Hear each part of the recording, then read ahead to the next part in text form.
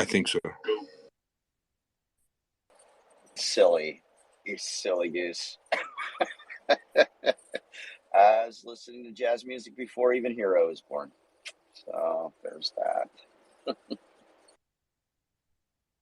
My mom used to stab my hand with a fork when she was playing jazz music, and I wanted to turn the radio off. There's some PTSD there, I think. From your stabbing? Your mom stabbed you with a fork? Holy mackerel. No. I'm just kidding. It's recorded, so if something happens, I'm just kidding. So there's actually didn't happen. Yeah. There's like 8 people in this room. I shared this space to the top. If everybody could just click on that tweet and retweet it out, I would appreciate it. Word up.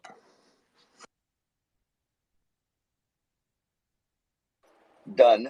And I've already actually tweeted it out as well, in my own little way. And how's it hanging, Hero? Cold. Yep. Let's see what temperature is here. It's 61 right now. Super chilly here. Super chilly. That was the high here yesterday, and that's like so unseasonably warm. It's unbelievable. It's not even the solstice yet. Unseasonably warm. 61 degrees in December in Johnstown, Pennsylvania. Yeah, sir. That's like unseasonably warm. We'll get to like 70s today, I think. It's totally clear skies. And I think there's a really cool... Normally, we're in like the 20s, 20, 30, 40 range. So, right, I was going to say 60 seems high to you, for you. That's for sure. Global warming, man. Good morning. I'm hoping that beachfront property. Good morning, Jenny. Hey, Jenny. Actually, it's been like very gloomy. It feels like January. Not as cold as January for me, but the way it looks outside has been very rainy and gloomy. I haven't seen the sun in days. That's not normal here. That's not good. What are you talking about? Rain is definitely a good thing, BlockJock. What the fuck are you talking about? Well, gloomy. I don't like gloomy. So I live in San Diego, and it's really never gloomy, really, every once in a while, but typically I can always see the sun in the morning and when it's sunset, So if BlockJock had like his own Twitter thing or YouTube, you know how he would start it? Live from San Diego, where it's never gloomy. Yes. Never gloomy and always roomy, because we got a lot of room out here, at least so far. Sometimes foggy. San Diego. Yeah, sometimes. Yeah. What was that? Will Ferrell, Anchorman.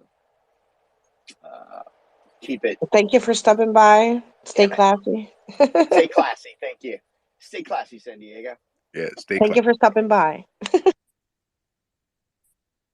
But keep moving.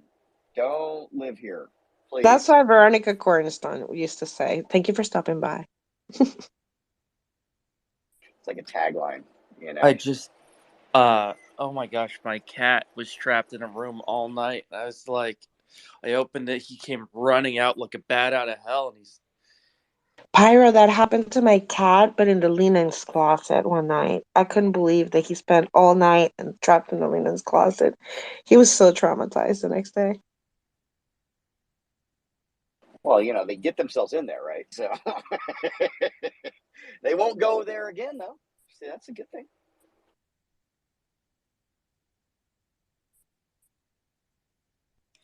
Look, Jarhead got a Christmas hat on now too. Shout out Jarhead. I don't have a Christmas hat, Jenny. Do you wanna put it on that? Like 8 times in the last 5 days, though. So I don't know. I don't know what I. Are you playing the old hero? You're playing the old hero where he changed his PFP like every day. I'm trying. Well, so I got the Mal you know, NFTs, so I wanted to support that for a couple of days. But then I go back to Mian, you know, and that type of thing. So, I So you're think always so. pumping your bags, is what you're saying. Well, I don't know if it's so much a bag. I guess I am, Yes. you know. Pretty much. The answer was Promoting yes. this, I like the idea of promoting decentralization, and from that, maybe you garner a little bit of, you know, shekels on the side. But that's me. I just like adding different things that where my heart is to my PFP. There, so you see my PFP. I got my clay, got my berry, got my Cardano. I have my Cardano over coffee. You know, And just you're mix very it all well put up. together, Jenny. You're always BlockJock, very well put together. BlockJock Yeah, could have said, "Get some dollars." Instead, he said, "Get some shekels on the side." that's right. Shekels, baby. Got to be some shekels. But But that's Jenny's because well he put runs a together. vending She's like machine. that. That's because he runs a vending machine business. So he was I do. always used to collecting coins. I mean, now they cost dollars to buy shit out of them. But back in the day, like when he first started, it was all coins. So that's why he gets shekels. So he was out collecting the shekels. There was bill acceptors back then. Jeez. Yeah, it Some just little kid thought it was funny and shoved a chocolate quarter into the vending machine. you have no idea. I had a bill that had staples in it where it ripped. They stapled it together like, I don't know, 15 staples and tried to put it into the bill acceptor. Like somehow staples bend. I'm not sure. It was quite funny, you know. Gold But he was coins. hungry, man. Shit. Well, My yeah. money don't jiggle. Mine Come on. folds. BlockJock. Mine doesn't. Wow. It gave you such a visual. I like it though. I like it. Oh God, I don't want to know what you visualized. Well, we were talking about I scissoring know, the other day, right? but That was the like, actual scissoring. You know, what it's was totally something that? else. Oski was talking about scissors. Quasar brought something up. Next thing you know, we're talking about scissoring. I don't know. It just That's happens. what I just said had nothing to do with scissoring. It, Wow. it Just to absolutely. make it clear. I did not try to mute you, Jenny, but BlockJock is at his word count for the day already.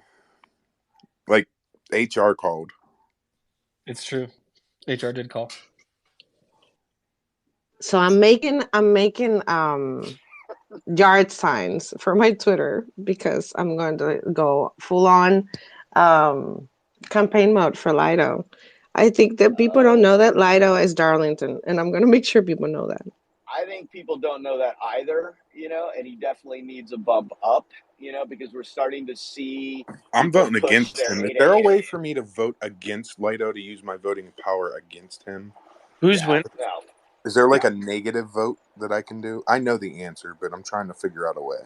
I mean, I think everybody deserves a chance, but come on, like we have like Lido works really hard, and we need people like Lido there. It's just crazy. Like he understands a lot of stuff. We need, I don't know. I'm totally voting Lido, and that is governance advice. My advice would be to vote for who you think is great. I'm voting for Lido. Jenny's voting for Lido. I'm sure Epoch's voting for Lido. I'm not voting for Quasar, even if he's not running. Wait a minute. I voted for Quasar and Lido. Yeah, I'm like Quasar is running. Even though That's he's why I'm not not running. voting for him. I am voting for Lee, and I want to see all of the single pool operators get out there and vote for him. That guy for the last 9 months has promoted every single one of your pools in the XSPO Alliance. I mean, come on, let's go. You can vote for five people, which is great. Your voting power starts like your first one gets your full voting power, and it kind of starts going down from that. Doesn't it go down 20%? I also voted for Joker too. Yo, can somebody Or create Lee. a little infographic that correlates, the Twitter account's name to the actual name? That'd be pretty cool. They should have done that. Yeah, that would be good because he's, you know, not everybody knows him by his name, right? So Hey, I'm gonna say something real quick. Everybody's up here saying they shoulda, they shoulda, they shoulda. Yeah, things could have been improved, but Yeah, they should have and they y'all can shouldn't. help. Y'all Hey, can we do this tried shit too, helping man. Quasar. You as That's an that individual, excuse. you as an individual running for a position should have thought of this. Don't put this on the community there, Quasar. Especially when we talk You about are this out of stuff your all the coffee cup and time, mind. and you're here, and that needs to be. Isn't that what the circle is supposed to do? Take the information back and. Don't you tell me what the circle is supposed to. I don't know. I guess nobody knows. Me, Jenny, and Epoch will tell you anything we want because we have the power of the mute button, bitch. It's so cold See for that, him. Quasar? You see that? I am here to serve.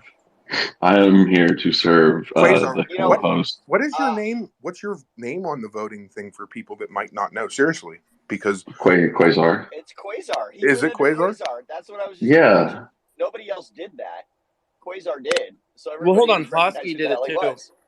Hosky did Yeah. it. Well, and I mean, Okay, and Hosky. it's really unfair. My real name is Charles Howard Hoskinson Jr. So I couldn't put that on there.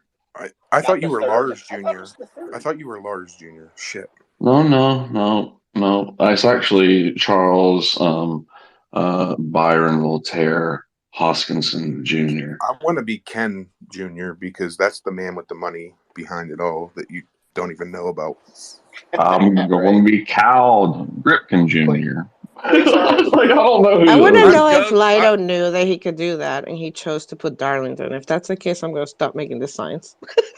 No, don't stop making those signs. Or are you I'm making joking. signs? I'm not. Oh, please. Okay, good. I think the real point is that we just get people out and vote. Like, I really don't care who you vote for.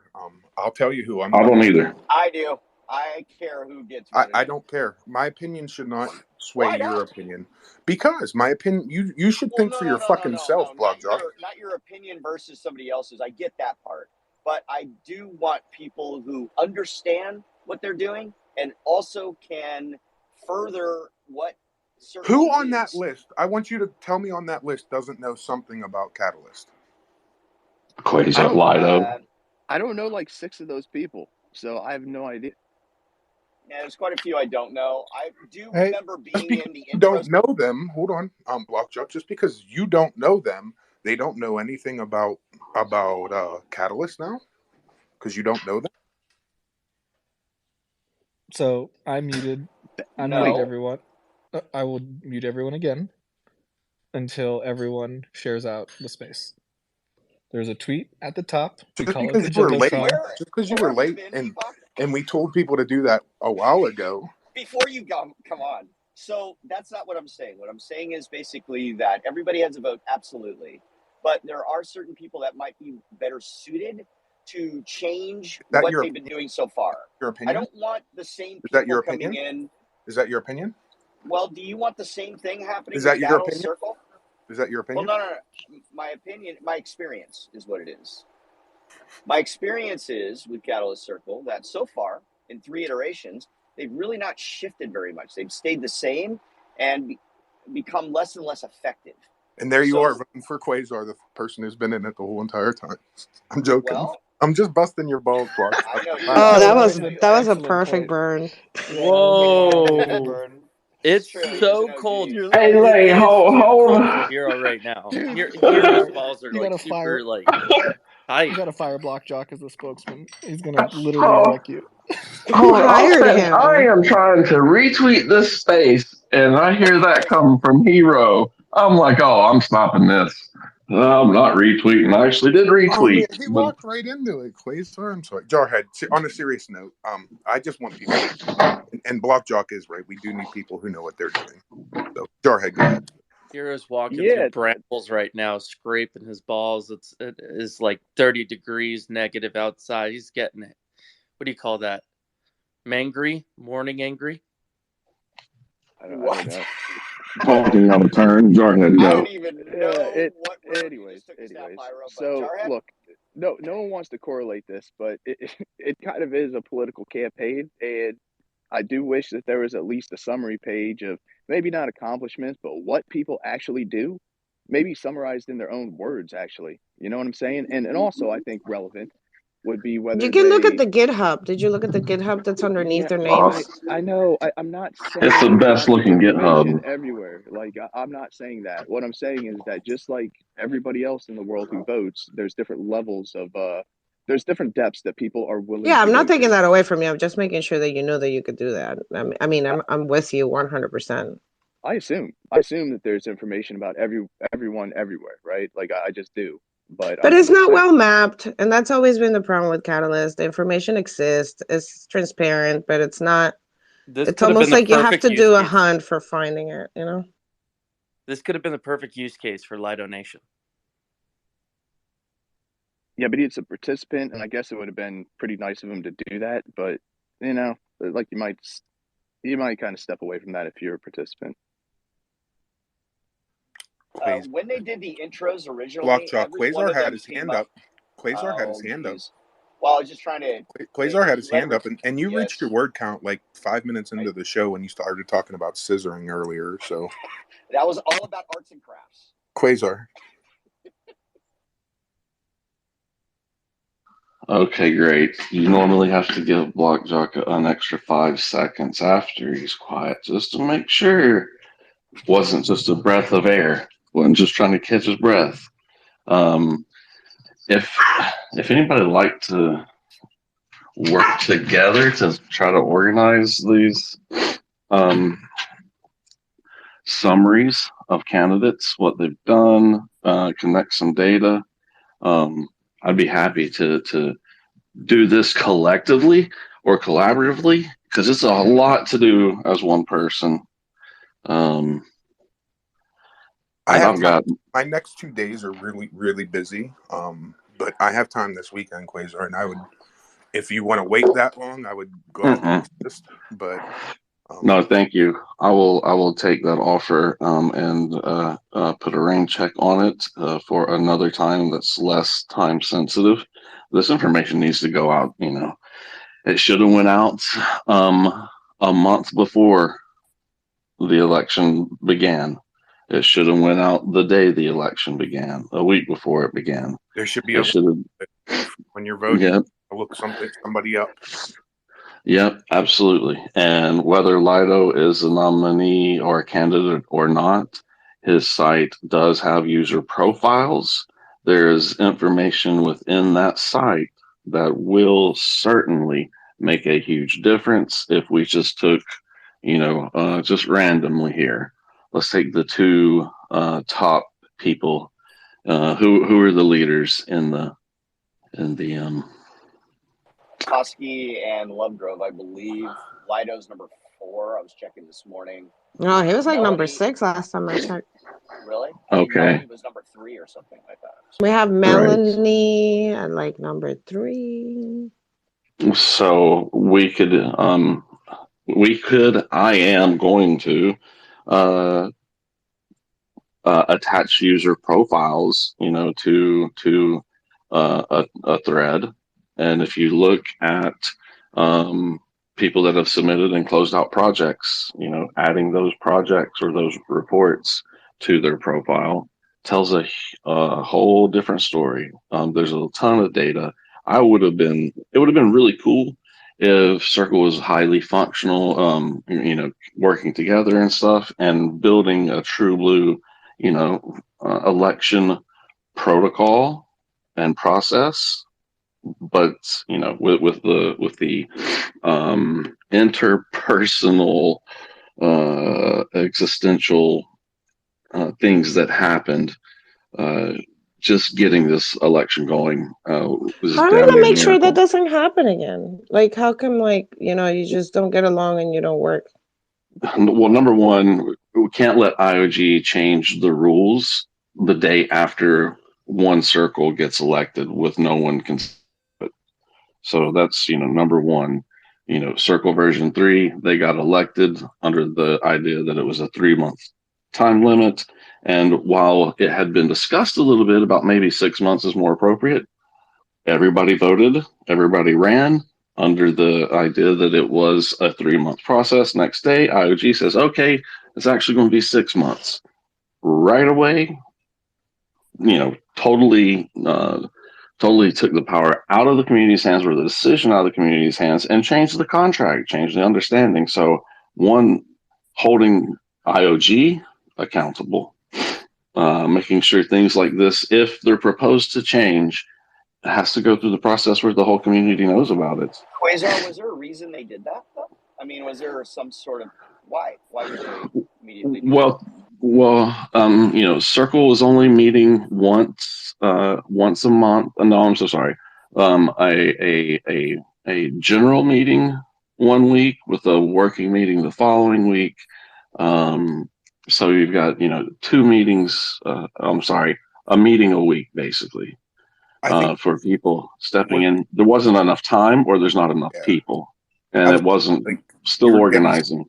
6 meetings in. What are you going to do in that time frame, right? Like you're still trying to attribute yourself in the first meeting. Like that's a total waste. So you know what I mean? Like Yeah, and then you've got the other circle trying to explain what the hell they're doing to the new people, and the new people are like, "Oh, what are we doing here?" Like onboarding to circle. Good God, I'm laughing because whoever does get uh, voted in. Yeah, you know what, Quasar? This would be interesting. I know that no one's going to want to do this, but just like in kind of like in the corporate world where you have, the C-suite and everybody usually has executive assistants and they might even have an assistant themselves. What would be really valuable is if new people wanted to get involved, if they were put in some sort of a role, and I understand that it's kind of structured like this now or will be, but new people want to get involved, there's certain organizational tasks that they can kind of be put in charge of.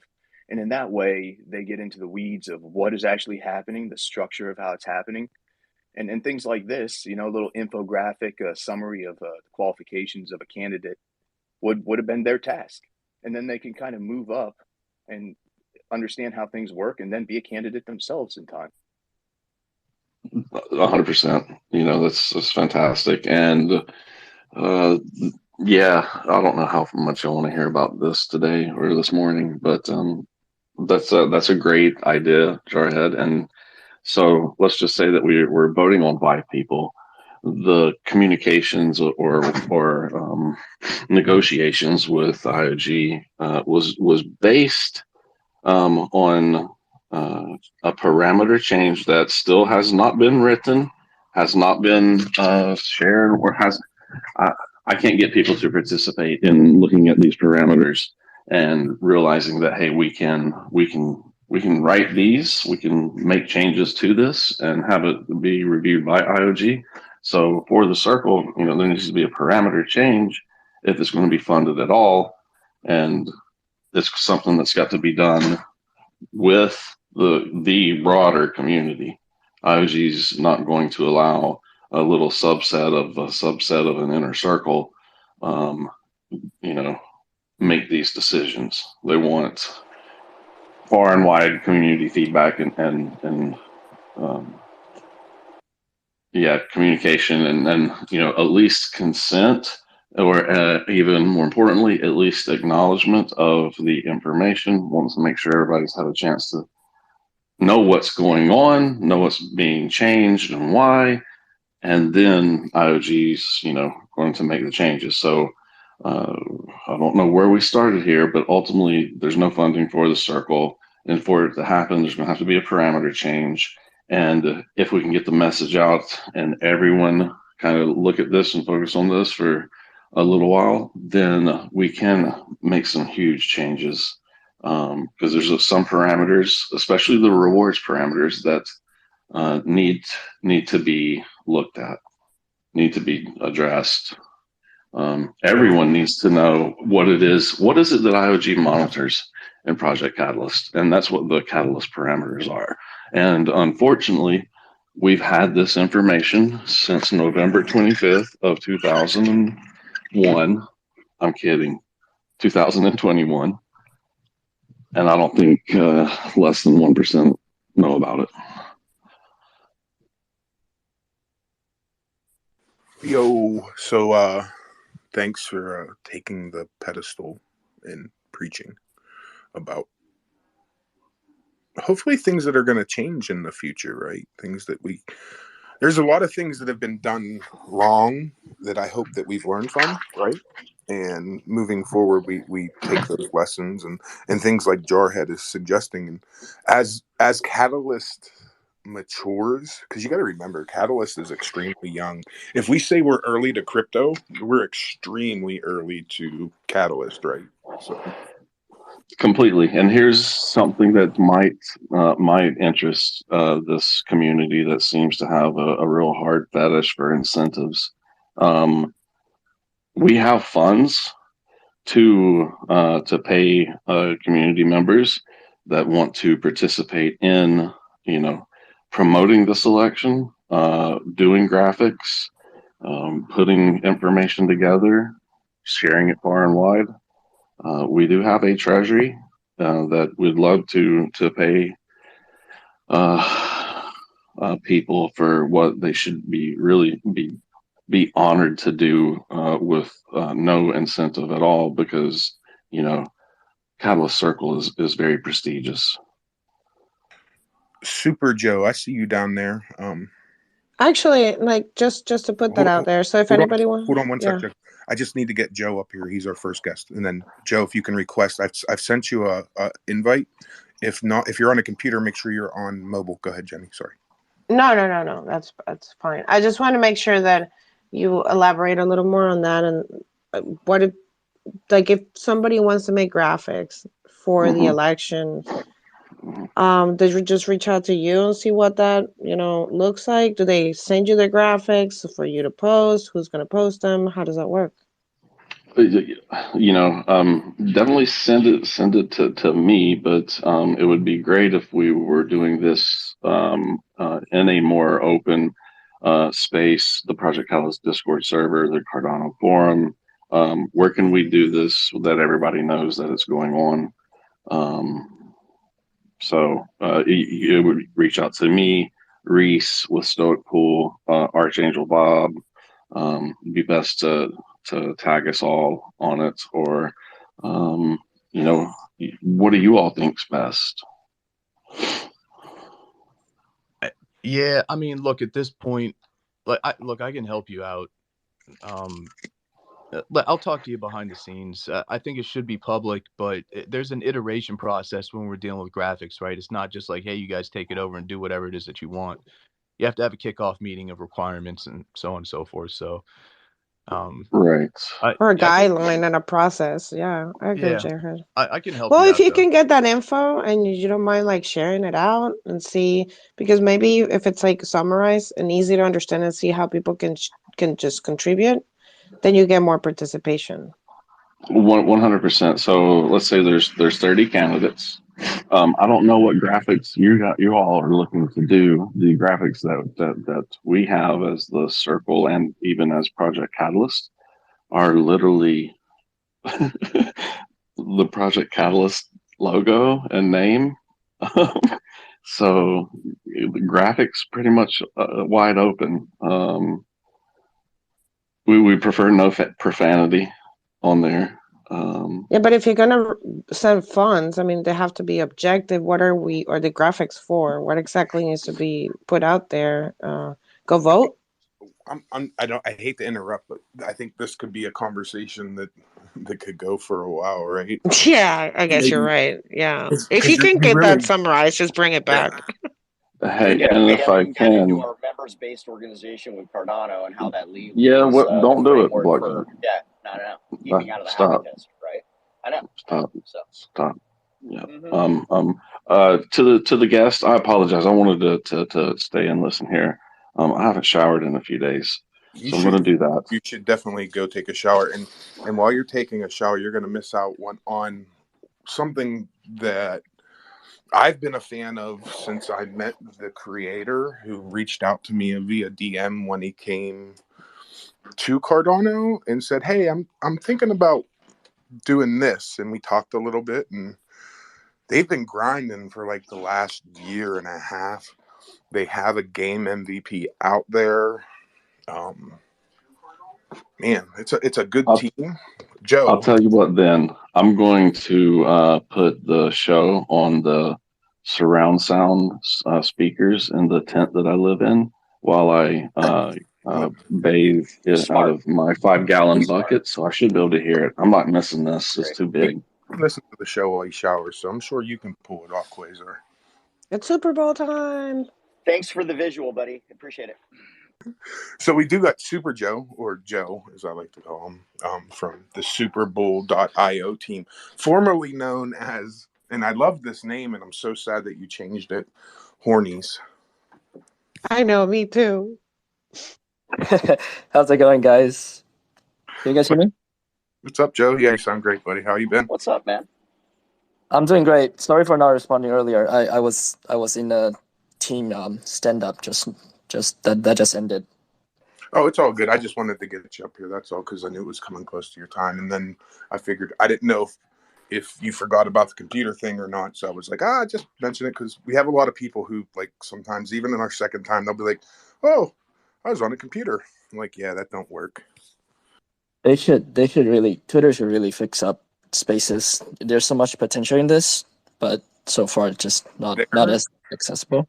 There's a lot of things coming to Twitter Spaces and content creation via Twitter, right? So stay tuned for that. I know Elon has plans to monetize Twitter, and one of the ways you monetize Twitter is letting other people monetize themselves and then taking a part of that revenue. So. Oh, okay, that's cool. And speaking of which, I'm also in the process of just quickly building a site for Cardano Twitter Spaces. Basically, I haven't got a name yet. I'll send you the link, actually, Hiro. Send you in the DM. It's super rough right now. Our team's only spent, I think, just one like mini hackathon doing this, but we wanted to do this. It's basically a place. Think of it as like a one-stop shop for everything that has to do with Cardano Twitter Spaces. So somebody can go to the site and see what they can listen to throughout the week, or if you're a project, if you want to do like a promotion spree, right? There's a one-stop shop for you to book like all your bookings. And I also want to add, I don't know if I can do it in the MVP, but I also wanted to add some type of like tipping jar feature for people to tip the host and stuff like that. So yeah. Yeah, we talked about this. I don't know if you remember, but you sent me the link and I checked it out and it was really cool. I get sneak peeks to things that you guys don't know about Hornies, and I'm still going to call you Horny. Sorry, Joe. No worries.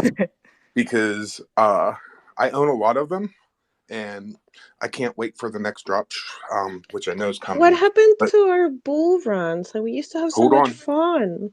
I know we had that group. We need to I start know. Because I even consolidated all my Hornies into one wallet, specifically so that I could choose the right ones for the right traits. Speaking of traits, there's been some changes for those people that are involved with Super Bowl that maybe not know. Joe, maybe give us a quick breakdown of who you are, how you got into Cardano, and just like maybe a quick version, because I know you've been here before. Okay. You've been around for a while. So I am. So hi everybody. My name is Joe. I'm a software developer. I graduated this past May, but I've been in Cardano for almost 3 years now. And back then it was just as an investor. I had my first salary in my internship and really just want to dive into crypto. Thanks to this YouTuber called Crypto Crow, I fell in love with Cardano, and ever since then it's just been in here. And I guess towards the end of my university years, I wanted to, instead of just being an investor, I wanted to, because me and my co-founders, those two are my best friends from the same engineering faculty. We've always loved to create products, want to create games and stuff, but I realize if we graduate and don't do something together, chances are we're gonna, disconnect.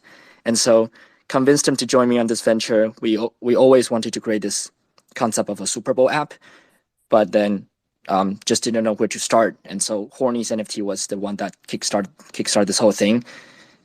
But yeah, that's basically my background. And in terms of what the Super Bowl is, or what the Hornies were, it's our dream of building a virtual simulated sporting platform for people to use their NFTs and compete with. And so there's a bunch of different stuff that we're currently building, and we're working towards the goal of making the Super Bowl app being a really, really self-sustainable but also fun product. Yeah, and it is fun because I've used it. We used to have group races all the time, and we kind of got away from that. I still race mine. I still go to Super Bowl and sign mine up, but Well, you created that private room for everybody to kind to race with their yeah, friends. So, We forget to have fun. I don't like that. We need to have well, fun. we should have a Cardano over a coffee race sometime, and if like somebody doesn't have a horny, I can lend them one to race. And I've got one. I'm ready to go. And you're right, Jenny. We stopped having fun. We need to start doing that. so, Joe, you got a bunch of stuff that you just kind of announced for Super Bowl and some changes that you made. You want to maybe talk about kind of the changes that you had of recent and anything else that might be coming up? yeah, yeah. So the biggest thing that really happened recently, the past couple of months, is to me it really marked like this real gamification phase of my project, and that was why we sort of decided to do the rebrand from Horny's NFT to Super Bowl, because we want to put focus on the platform that we want to build. And that point is basically when we release the concept of stats. So stats has been a thing that our community knew from the very beginning. It's basically from our like very first video, actually, we talk about how the hornies will have their own stats and unique stats, and people will need to look at their stats and actually like skillfully determine what type of sports they should compete in to get the best result. And so we spent some time, quite a long time, determine like trying to come up with a good way to translate the metadata into a good set of stats for all our hornies. But then like we finally released that, and that to me marked the real gamification phase. And so the way that we like to do stuff is I call it like the Cardano way. So it's not rolling out everything all at once or making a lot of promises, but we try to make incremental progress towards the end goal. So to us, after we release stats, the next logical stage would be, because stats is such an important thing, we feel like we need a platform or a marketplace for people to shop based on the stats, because it's an in-game data, right? It's not on JPEG Store, it's not on Flipper.io. They will have plans to do like customizations on their pages, but for now it's more of a general purpose marketplace, right? So we decided to build one ourselves, called the Super Bowl Store, superbowl.store, and we released that I think last Monday actually, and it's a site where you can see all the stuff that's exclusive to our project, but more importantly, you can finally shop and just do your research around hornies by sorting stats, comparing stats before you do your purchase and stuff like that. So that's the newest thing that we release. And so yeah, logical progression, right? So we have the stats, we have a place for people to shop around stats. Then the next logical progression is release the brand new Super Bowl app that I have Show Hero. To me, I think that's the most exciting part that we really want to release. We're aiming for maybe within the next 2 months, but it's, if anyone has seen our current Super Bowl Beta 1, the one that Jenny was mentioning, private rooms and stuff like that, I'll tell you the Super Bowl Beta 2, I wrote it from scratch. It's so much better, and I can't wait to show everybody. I concur. It is much better than the first one and very exciting. Looking forward to it. I don't want to create, hopium or, whatever, but you guys have been building what you've said you've been building, and you're putting it out there, like you said. One of the things that I've always said was you invest in teams, not in NFTs, right? So shout out to you and your team for busting ass. And even over the last year, you even had to go home, right, and do a stint in the military. So it's not like your life came to a stop while you've been out building this. So shout out to you. Yeah, that was, yeah, just for some context, I'm from Taiwan, so right after graduation here in Toronto, I had to went back and do a military service for a couple months, and that was so unfortunate actually, because I totally missed out on the CNFT Con and Rare Bloom events and stuff like that. So hopefully next year we'll be able to attend. Only a couple months? I thought it was 2-year requirement. Oh yeah, so the 2 years is in Korea and I believe Singapore. In Taiwan, it's 4 months. Oh wow, you guys, Yeah. that's pretty good. Shit, that's way less than 2 years. No, yeah, that's actually well the biggest reason I rushed back to complete that is because we sort of heard a rumor just on the news that the government might be expanding it to 1 year just because of all the tension that's been happening with Taiwan and China and stuff like that. So I went back just to complete it, to complete the 4 month and then come back. So I don't have to worry about that anymore. That's awesome. Can I just ask? I know it's not super related, but what did you learn or what did you do? Did you like learn to operate a tank or something hilariously awesome? So I was put in the equipment team. So we honestly we didn't do a lot of operation. It's just a lot of discipline related stuff. So marching, singing. You know, you learn to fold your bed. You wake up at 5. You go to bed at 9, and just a lot of, I guess, strategic lessons and stuff like that. So not too much operating the actual weapons. They don't let the newbies do that. So it's more so just body training and learning knowledges. That's awesome. Well, I love that you have that discipline now as well. I mean, you probably had some discipline already, but people who wake up early, make their beds, probably get a lot of shit done. So you heard it here on Cardano or Coffee. The man has discipline. So that's why I never get anything done, because I never make my bed. Now I know. Now I know. Huh. Hey, and if you're looking for fun, Cardano over a cold shower with the hornies is great. Awesome. So, Joe, can you tell me a little bit about who's all on your team? Because obviously, while you were away, they had to kind of probably manage things, I would imagine. Can you talk about them a little bit? Yeah. So my team is. I don't really like to use the word my team, but usually like on the space I had to do that. It's really just me and my You and your two friend. right two best friends from the same engineering faculty. They are also computer engineers, and we've been building stuff together, right? Like even before this project. So I like we gel really well, and there's this topic the other day that talks about how maybe like communities taking over a project, and that's the chances for success for that. And I always tell people like when you look at the project, the founding teams is so important. Like you look at founding teams when you invest in a company, so you probably should do the same for an NFT project, right? And so I'm really confident in my team. We have Rich and Kimmy, both are in the same, both are engineers. I also brought in Ty, also a friend from Taiwan. He's currently in Taiwan right now to help me with some of the business related stuff. But to be quite honest, the core team, the four of us, were more so like the back end people. I'm the one that's really forcing myself to be in the face of the project. I'm still a bit not. I'm still not that comfortable being a public speaker. So we are trying to find ways to help, like find like ambassador programs and stuff to help with that. But for now, it's just me in terms of face. But they all have my backs on the back end.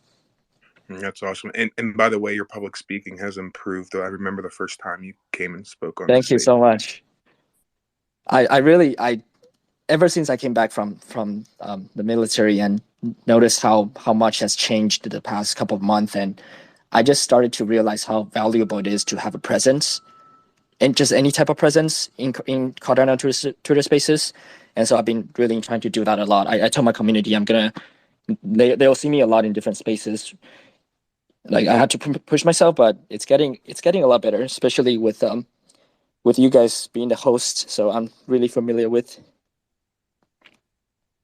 Yeah, and I expect to see you on Real Talk, because I know Dave and Cinny and those guys. I used to race in a group with them too. So like I was a hornies addict for a while. Cindy was in that group too. Man, we used to have Yeah. so much fun. I know the Moonbeamer and Jamie still do races, right? I see them and I share them all the Oh time. right, they do like Yeah. the project every Monday. They have a race for some prizes or something.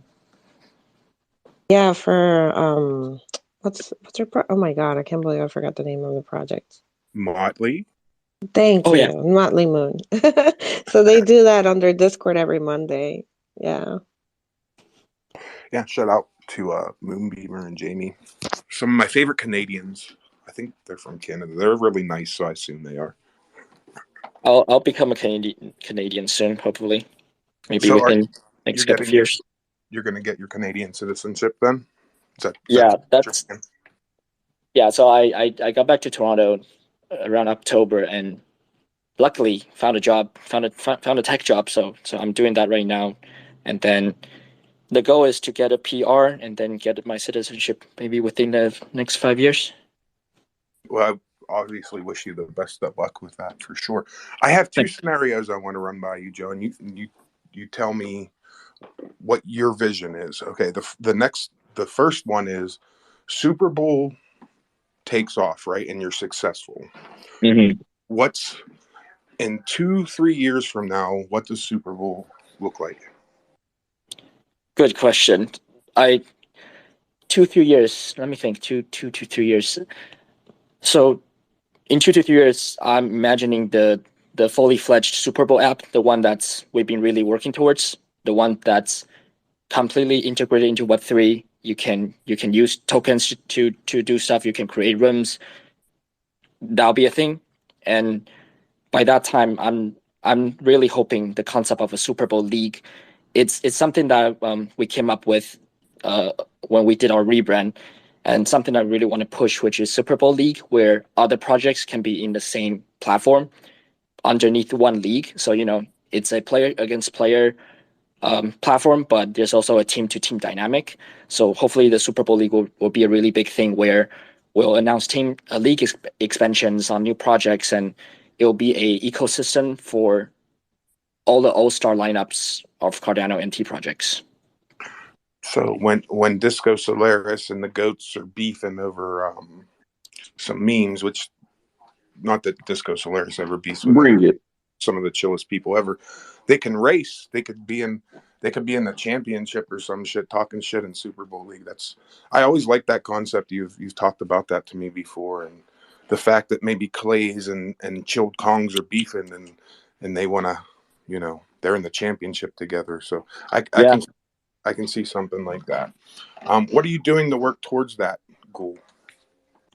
Yeah, so the biggest thing currently is to make sure beta 2 is up and running. So we've been working on that for the past about 5 months, and it's gotten to a point where, like I show you right here, it's gotten to a point where it's usable, but we want to make sure some of the other small features that we can patch up. But hopefully by the end of the year, we can start testing and then release it early next year. So that's currently what we're doing. And then in terms of thinking about the long term, we are actually planning, and we're actually quite fortunate in terms of this. In terms of setting up a company, because we're Taiwanese and because Ty is in Taiwan helping me, to me it makes sense to set up something in Taiwan and not somewhere in North America, just because of all the, you guys know, right? Anything that has to do with crypto in North America might be a bit of a hindrance. So that's also something that we're working towards at the moment, making sure the proper infrastructure is set for us to proceed into that virtual sports platform. Like when we think about all the regulation, or if we want to use, my goal is to use ADA as the currency inside the app. So we need to do our own due diligence on that too. Excellent. And the other scenario that I was going to ask was, what happens if it flops? But I know you well enough that you're just going to work your ass off until it works right. So I don't even know that I want to ask you that question. No, that's a valid question though. We definitely need to think about that scenario. Something that I will say, like, I'm super confident in is the way that our team likes to do stuff, and my community can probably back me up on this, is we're really putting, maybe not telling the community, but we on the back really put in thousands of hours, not just developing, but also thinking. It's the concept of game loops. When you want to create a game, when you want to design an app, there needs to be a game loop that connects, right? There needs to be something that the dots has to connect, the circle has to go back. And so we do spend a ton of time doing that. And the Super Bowl league idea wasn't something that's from the beginning. It's something that when we thought about the game loop, it made sense, and so we did that decision. So I'm quite confident in the idea, but of course, if it flops, we need to do our pivots. We need to find ways to change. And if that happens, I'm also pretty confident in my team because you know how there's a bunch of projects during crypto winter or anything, the resources usually get drained and no development resources and stuff like that. For us, because we're three engineers, computer engineers, all the apps that you see right now, we built them ourselves. We built them from scratch. So it's really just spending that engineering hours, not the resources. So we can always come up with products, and that's our passion. Actually, it's coming up with an idea and then turn that into a reality. TCT, go ahead, sir. One of the few NFT projects that piqued my interest, and yeah, I think that has a lot to do with it. Like you said, the core team being the one coming up with the idea and actually building the product, that's huge, I think. But what caught my interest is the fact that you're not trying to come up with some like meaningless currency, right? We have, in this ecosystem, we have a currency which is very valuable, has a lot of utility, called ADA. So I think working that into your, using that as your currency is a huge positive too, because that's what everyone wants ultimately, right? Like we can have tokens for other things, but when it comes to like currency, ADA is, and seems to be the obvious choice. So that's really cool too. How, I guess. Can I just say, yeah, please. You're gonna ask a great question, TCT. I know it because I know you. But I want to make sure all projects hear that one more time. That it's exciting that a project is using ADA rather than coming up with their own native token as a currency. I am tired of shit tokens being peddled just because they will have control over the shit token. All right, it is not convincing.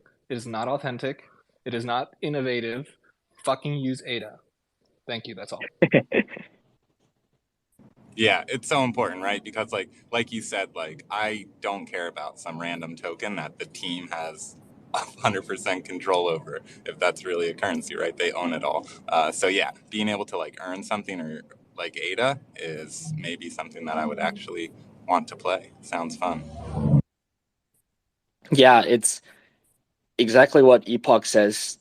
And that's sort of the biggest reason why we believe that having a beta 2 makes sense. It's because our community knew we have plans for this ecosystem token, but we're really the type of teams where if we can make an argument that it's not necessary, we won't even do it. So it might not be the best marketing play, and I'll just preface by saying I'm not too like expert in marketing, and that's something that my project is lacking.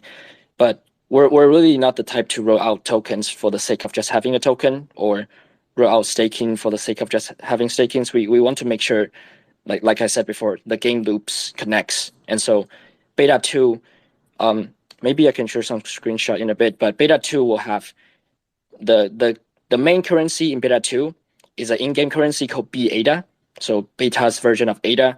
And there's also a complementary currency called B Horn, and that's really where I want to polish up that Horn tokenomics or just the use case for it. Because if it's not something that's needed, the final app probably won't have that.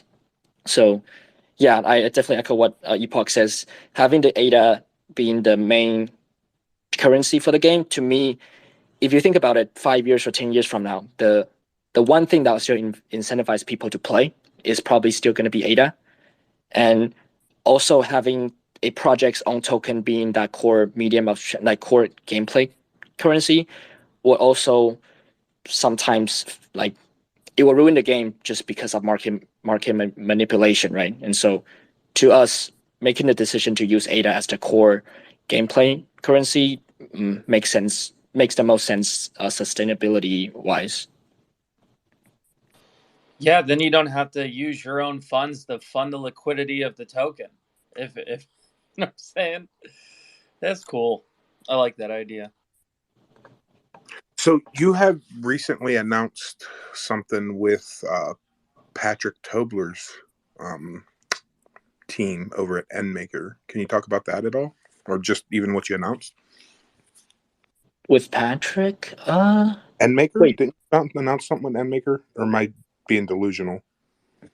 we had No, relationship I'm with sorry, not Patrick. Maker. I'm sorry, it's JPEG. Jesus. Yeah, right. Sorry. Yes, yeah.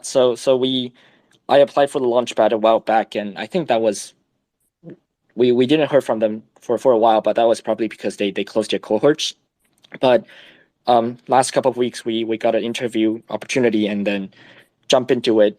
We the four of us we do know what we're lacking. We do know our weaknesses, and to us that's something that having these type of relationship can really help JPEG Store. Or you mentioned Patrick as well. We also have a really good relationship with them, and it's I like to call it's like the people side of things that we're not as good.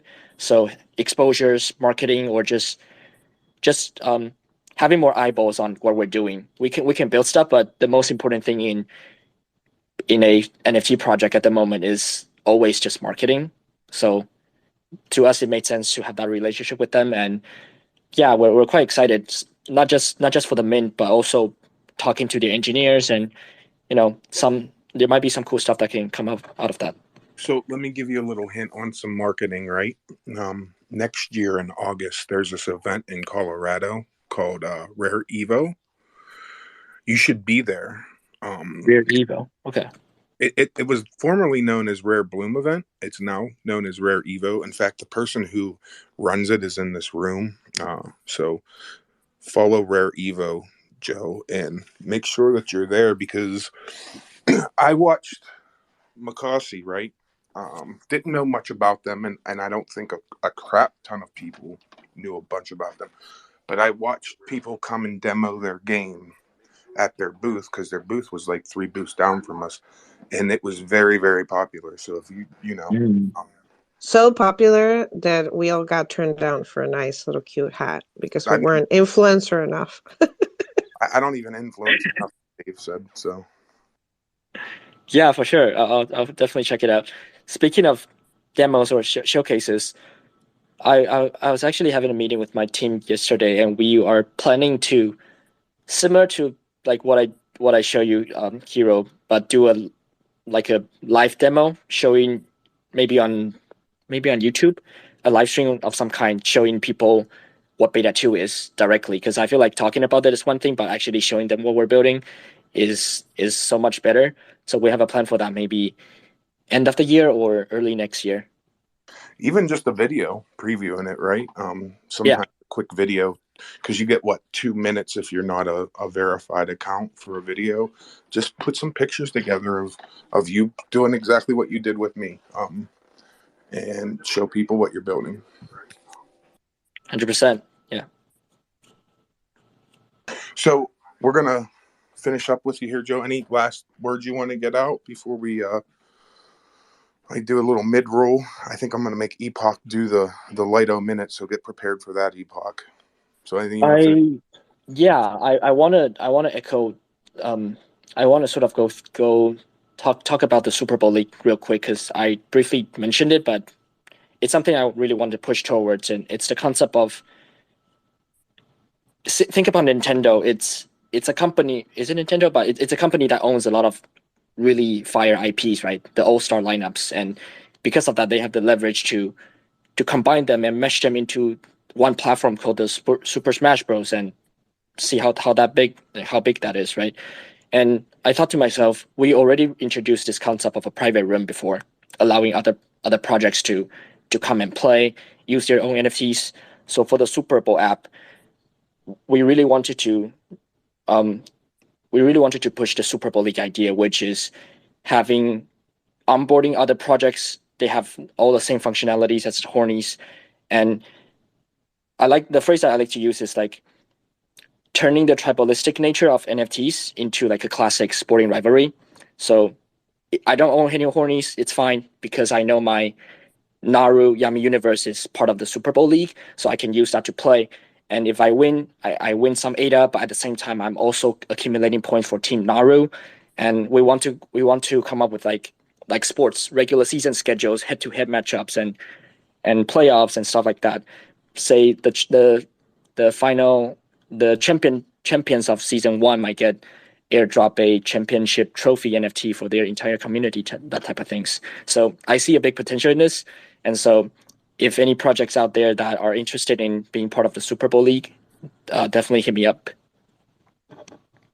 I want to be part of the Super Bowl League, but I don't have anything to be a part of it. So I'll just play in it. Because I own shit tons of NFTs, so I hope they all sign up.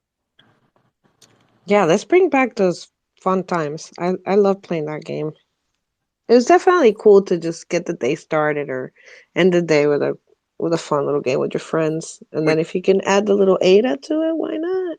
Give it another 3 months, Jenny, and we'll be having all kinds of fun. Oh my God, yeah. That's just too much fun. I miss it. Joe, I appreciate you taking time out, coming up and presenting what you're building. Thanks for building on Cardano, right? You've been working at it for quite a while, and you know it's not always the easiest. So shout out to you and your team for grinding. And I'm a fan. So thank you so much, and yeah, thank you guys for listening. I love Cardano. To me, it's the operating system of the future. So like all of us here are early, and that's part of the reason why I want to start making a lot more genuine connections, because want to connect with the people that have the same philosophy and I guess same what's the word, like same idea like for Cardano's future as I have. And so yeah, shout out to everyone here. And with that, we are midway through the show. And if you've enjoyed it so far, please, the very first tweet, please go ahead and shoot a retweet on it. I would appreciate it. Or do your own tweet. Whatever you want to do, I would just appreciate getting the word out about the space. I also pinned up a Super Bowl tweet. If you're interested in following them and finding out more, please do. Shout out to my favorite Cinnabon in the house. I had a Cinnabon yesterday, actually. It was really good. However, I did not get my funds off of Celsius Network Exchange yet. So if you can do that for me, I would greatly appreciate it. If you can't, just get your funds off an exchange. And since you're getting your funds off the exchange to do DeFi and vote in Catalyst Circle, vote Lido. Darlington. His real name is Darlington. Vote Darlington. The dude knows what he's talking about. The other 4, I don't give a shit who you vote. I'm gonna put a little something. I'm making little posters. I'm gonna pin one up. Darlington for sure. Let's vote for him. Hosky, obviously. Lee Yost, whoa. Is Joker. I didn't ask for who you were voting for. I don't ask your opinion, sir. Anyhow, now you got your funds off in exchange, and you're voting Catalyst Circle. You can stake it to a stake pool. You got Epoch Pool. You got Hero Pool. You got Lido Pool, who's not around. Also, his name's Darlington. You should vote for him.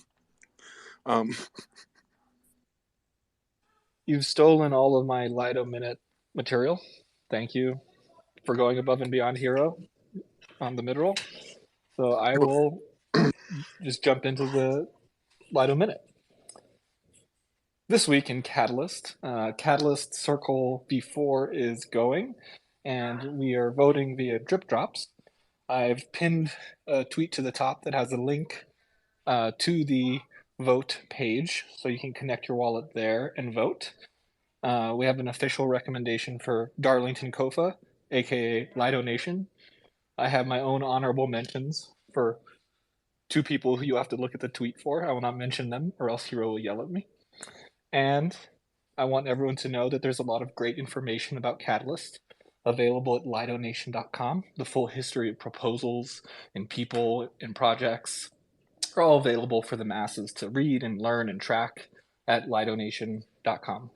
That is available to everyone, not just delegators or anything of that sort. So we really hope that folks will engage over this epoch and the next to vote with your ADA and help us determine the next group of Catalyst Circle members that are going to take us into the future.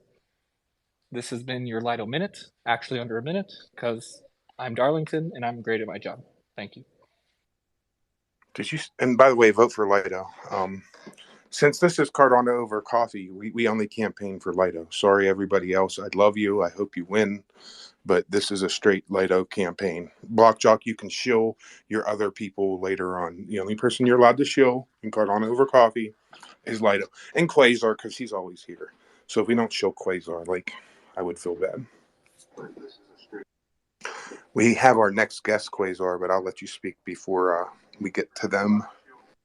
Thank you. I'm going to be really quick on this. There is a candidate on that's running. I just want to read something really quick. My name is Dr. Adeku Jennifer Agwami. I have 4 degrees, and I was the first Black doctoral researcher to attain a PhD at my previous campus. I've attained a PhD, blah, blah, blah. Entrepreneur, she's written books. She's got music published. I'm all for Lido, but there's some hidden gems deep in this candidacy roster. I love you, Quasar, but this is Cardano over coffee, and we only shill Lido. Darlington, vote. No, I'm kidding. Go ahead. Continue. So what you're saying is do some research maybe before you vote, but definitely vote for Lido. That's what I think I heard. Poor Trippy ADA down there, my friend, and Moonfly. I've been trying to get you up here. I seen he's been getting booted off and back on. How's it going? They're tripping. They're tripping this morning. Yeah, the space is always tripping out on us. It's, I blame it. Yeah, I don't know what was going on with my phone. I had to leave and come back. Now it seems to be fine. It's hard for me to interview you guys because, I follow you and I know you and I met you and, I enjoy the work that you do. So I kind of follow along. So it's hard for me to interview you. What did you sign up for? Who are you? What are you doing on Cardano? Tell me about it. Who are you? What are you doing here? What's going on here? I don't know. How about I know what you mean. It feels weird. It's like we're buddies. It's like, what's up? Yes, definitely. I'll let Trippy ADA take the wheel. Okay. Yeah. This is Dabby, by the way, for those of you that don't. Dabby, have you been drinking this morning since you got the wheel? No, just smoking. Just loaded a bowl here. That's Okay. That's my morning routine. Yeah. You're good. You're good. So we're really here today to talk about our currently minting project, which is Unsigned Lips. But I'll go back a little bit before I get there. We are Trippy ADA. Moonfly there is the primary artist. I am the co-creator. Her husband Dabby. We started this project. Oh my God, we started actually brainstorming and doing artwork for it May of 2021, and we actually launched it last November. So we just over a year now. We've been going. We've had 2 previous series. Trippy ADA is sort of we're lifelong artists, so Trippy ADA is sort of like a collective hub for all of our ideas. We have lots of ideas that we want to pursue. So we made Trippy ADA as sort of a collective for all of those. And the first project we did was Trippy Lips, which was a continuation of a project that Moonfly has been doing in the real world for close to 20 years. She started that when she was a teenager. My rolling lips, I own a lot of them. Yes, 100. Yeah, so that all came from a psychedelic. I'll let her talk a little bit more about the inspiration behind that. But the Trippy Lips was the first sort of series we decided to do, because that was immediately incorporating a real world project as opposed to just starting something from scratch. And that gave us sort of a jumping off point in, now we can pursue more of our ideas. But the Unsigned Lip series that we're minting right now is a continuation of the first 2 series. That one, this one is a community collab project. So it's not like a direct collaboration with Unsigned Algorithms or anything. It's a collaboration with our friend at Programmable Art, Unsigned Patrick, if you're familiar with him, and Cardano Nudes. The vast majority of the collection was contributed by Patrick. He contributed 166 unsigned algorithms. And then Nudes contributed one from the Alexandria Project Library, and I had 2. If you're familiar with the original series, it's all algorithmically generated art, and anyone who is a holder essentially has the rights to commercially reproduce or make any derivative works out of it or loan them out for derivative works and that sort of thing. So this is sort of an experiment, that whole idea. It's a community collaboration, and my idea was to use the algorithmically generated art as a medium and combine it with Moonfly's hand-drawn lips. And so that was the entire idea. And it was like months of experimentation of layering and seeing like how I could use them to create this sort of psychedelic effect and like reframe that original collection through the lens of psychedelics. So kind of like feels like you're on psychedelics when you're looking at them, or they, appear like they would on psychedelics. That was my idea there. And the actual collection, there's 169 unsigned algorithms. So it's 169 unique one of ones. Each one is based on its original unsigned algorithm counterpart. The metadata has the number of the original unsig in it, has the original owner of the unsig, and who contributed it.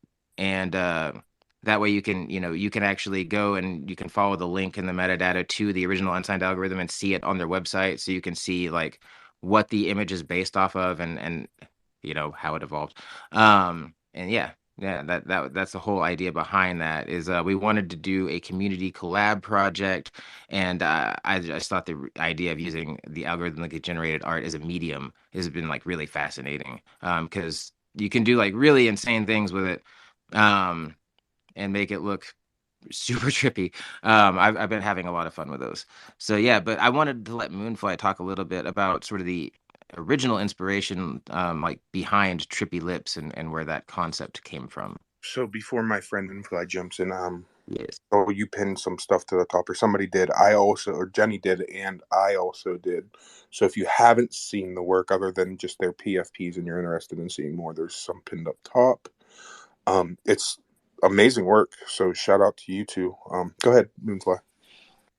Oh, thanks. Yeah. I mean, I really think Dabby with this series through because he did a lot of work in this. I ideally just drew the lip part. So he did all the manipulation of the They're unsig. hot. Like I'm just Yeah. like here, like tripping. Literally, they're so cool. Yeah, Thank you. he had the great idea of doing this. So in this series, I also think that it's pretty neat that these two things are unique to Cardano. That's really what I wanted to get out there was people were always asking, well, what's Cardano for in art? I've been in several different blockchain spaces and so have you guys, and we listen to people talk about our art on our side. It's just so pathetic. And I'm like, you guys don't understand. You haven't been here. You don't know.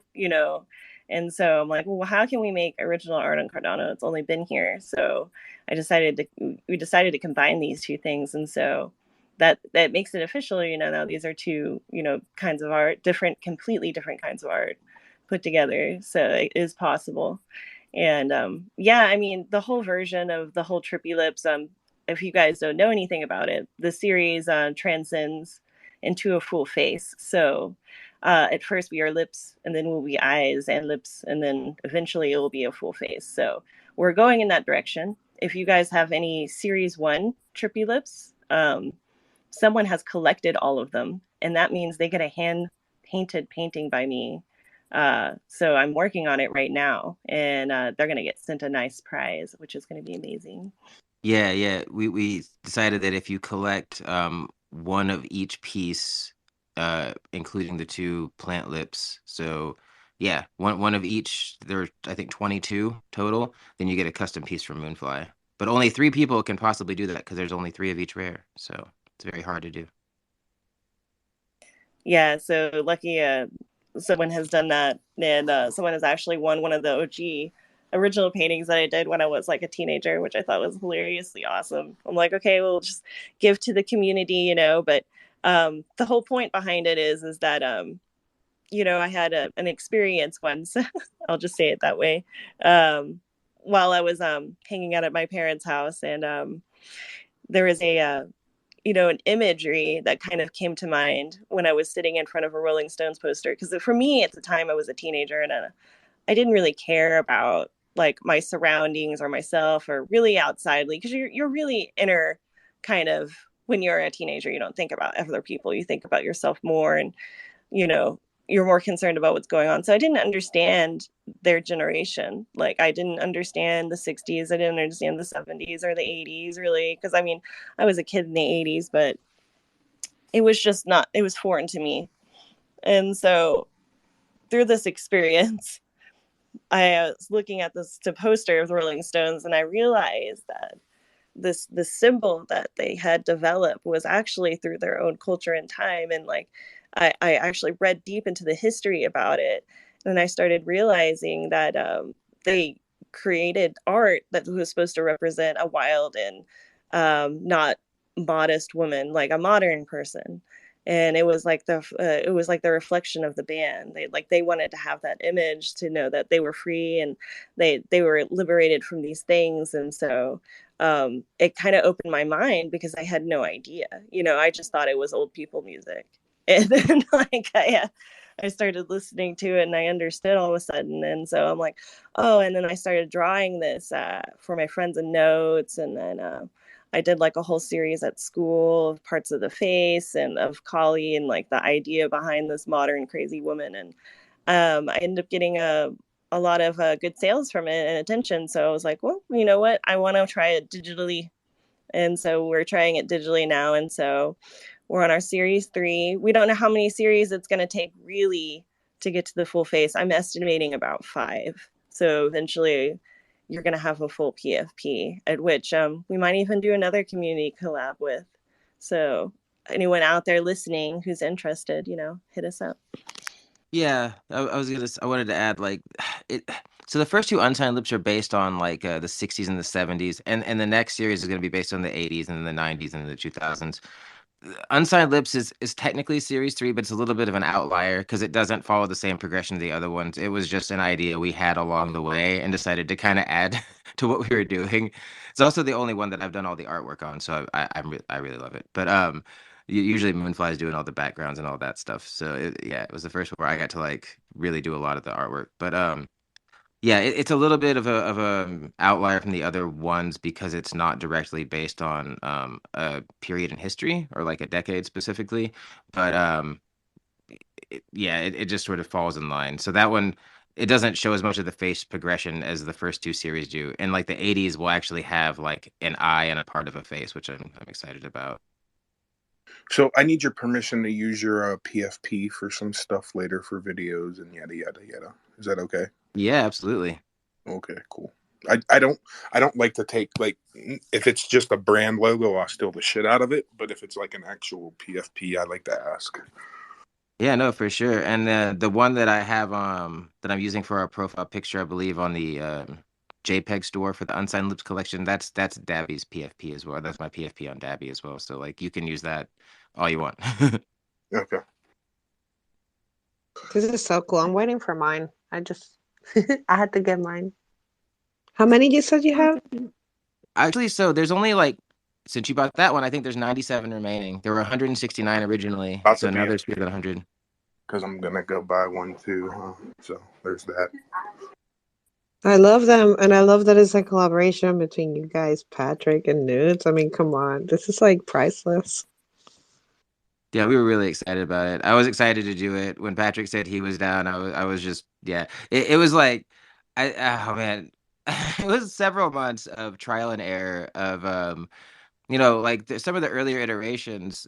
Some of them would look really good, and then some of them I wouldn't be that happy with. So I'd go back and like it was a lot of redoing things and a lot of like trial and error originally, and then I figured out like a system that really worked for him. So that it was a lot of fun doing all that. Yeah, we also are working on some other things. Right now, during our crypto winter, I've been working on a lot of art. So I may not be as present in spaces as I usually am, but I'm in the background, grinding away as I usually am. I've come up with a lot of random NFTs, and so has Dabby. Some of you have NFT not for me's in your wallet. Thank you. Thank you for all of that. So if you ever see us in spaces, you might get random NFTs. There's some vampires from our vampire nightclub. Shout out to you guys if you're part of the vampire nightclub. If you ever see that space pop up at any time, that means you could get a free PFP, in which I give you the JPEG and then you name it, and now I'm going to put it in the metadata and we'll mince it and we'll send it to your wallet. So you get little prizes, when we had series 1, we had a holiday Valentine cards mint out along with the series 1. So we always do like random art stuff. I know some people are just like, I'm not really big on collecting just random NFTs or whatever, but I really feel it's like a gift to our community having that art and sharing and like being able to give things to other people, so and pass it on, kind of thing. So I really like that. Yeah, that's one big thing to me is like I don't know.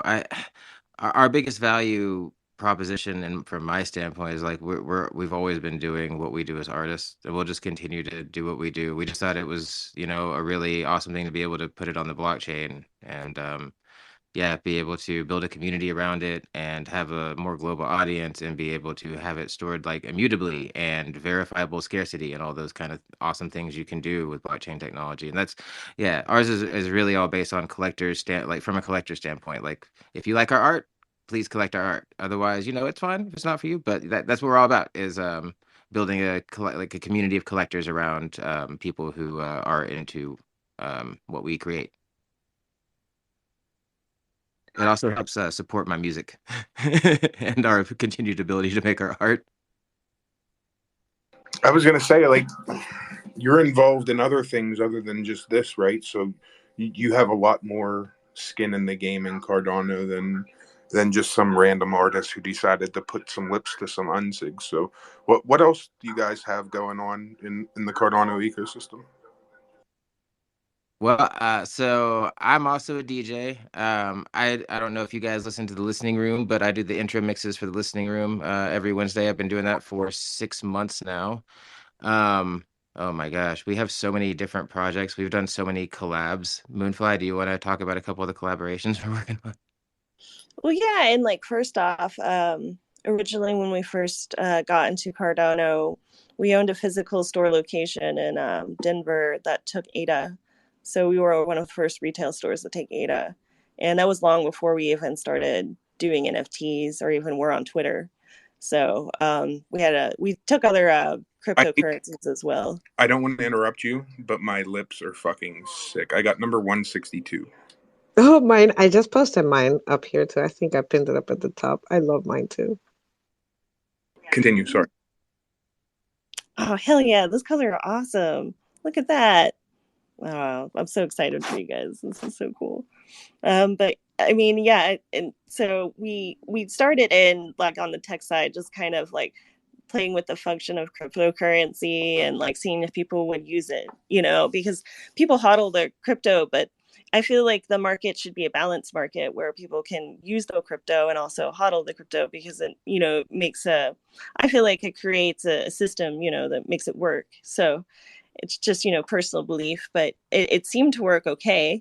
People were kind of interested at first. We got a lot of harassment actually at first for taking crypto, so we took months of harassment from just random locals and their beliefs and local newspapers and all sorts of interviews with journalists, and it was quite a uphill battle to try to get crypto out there.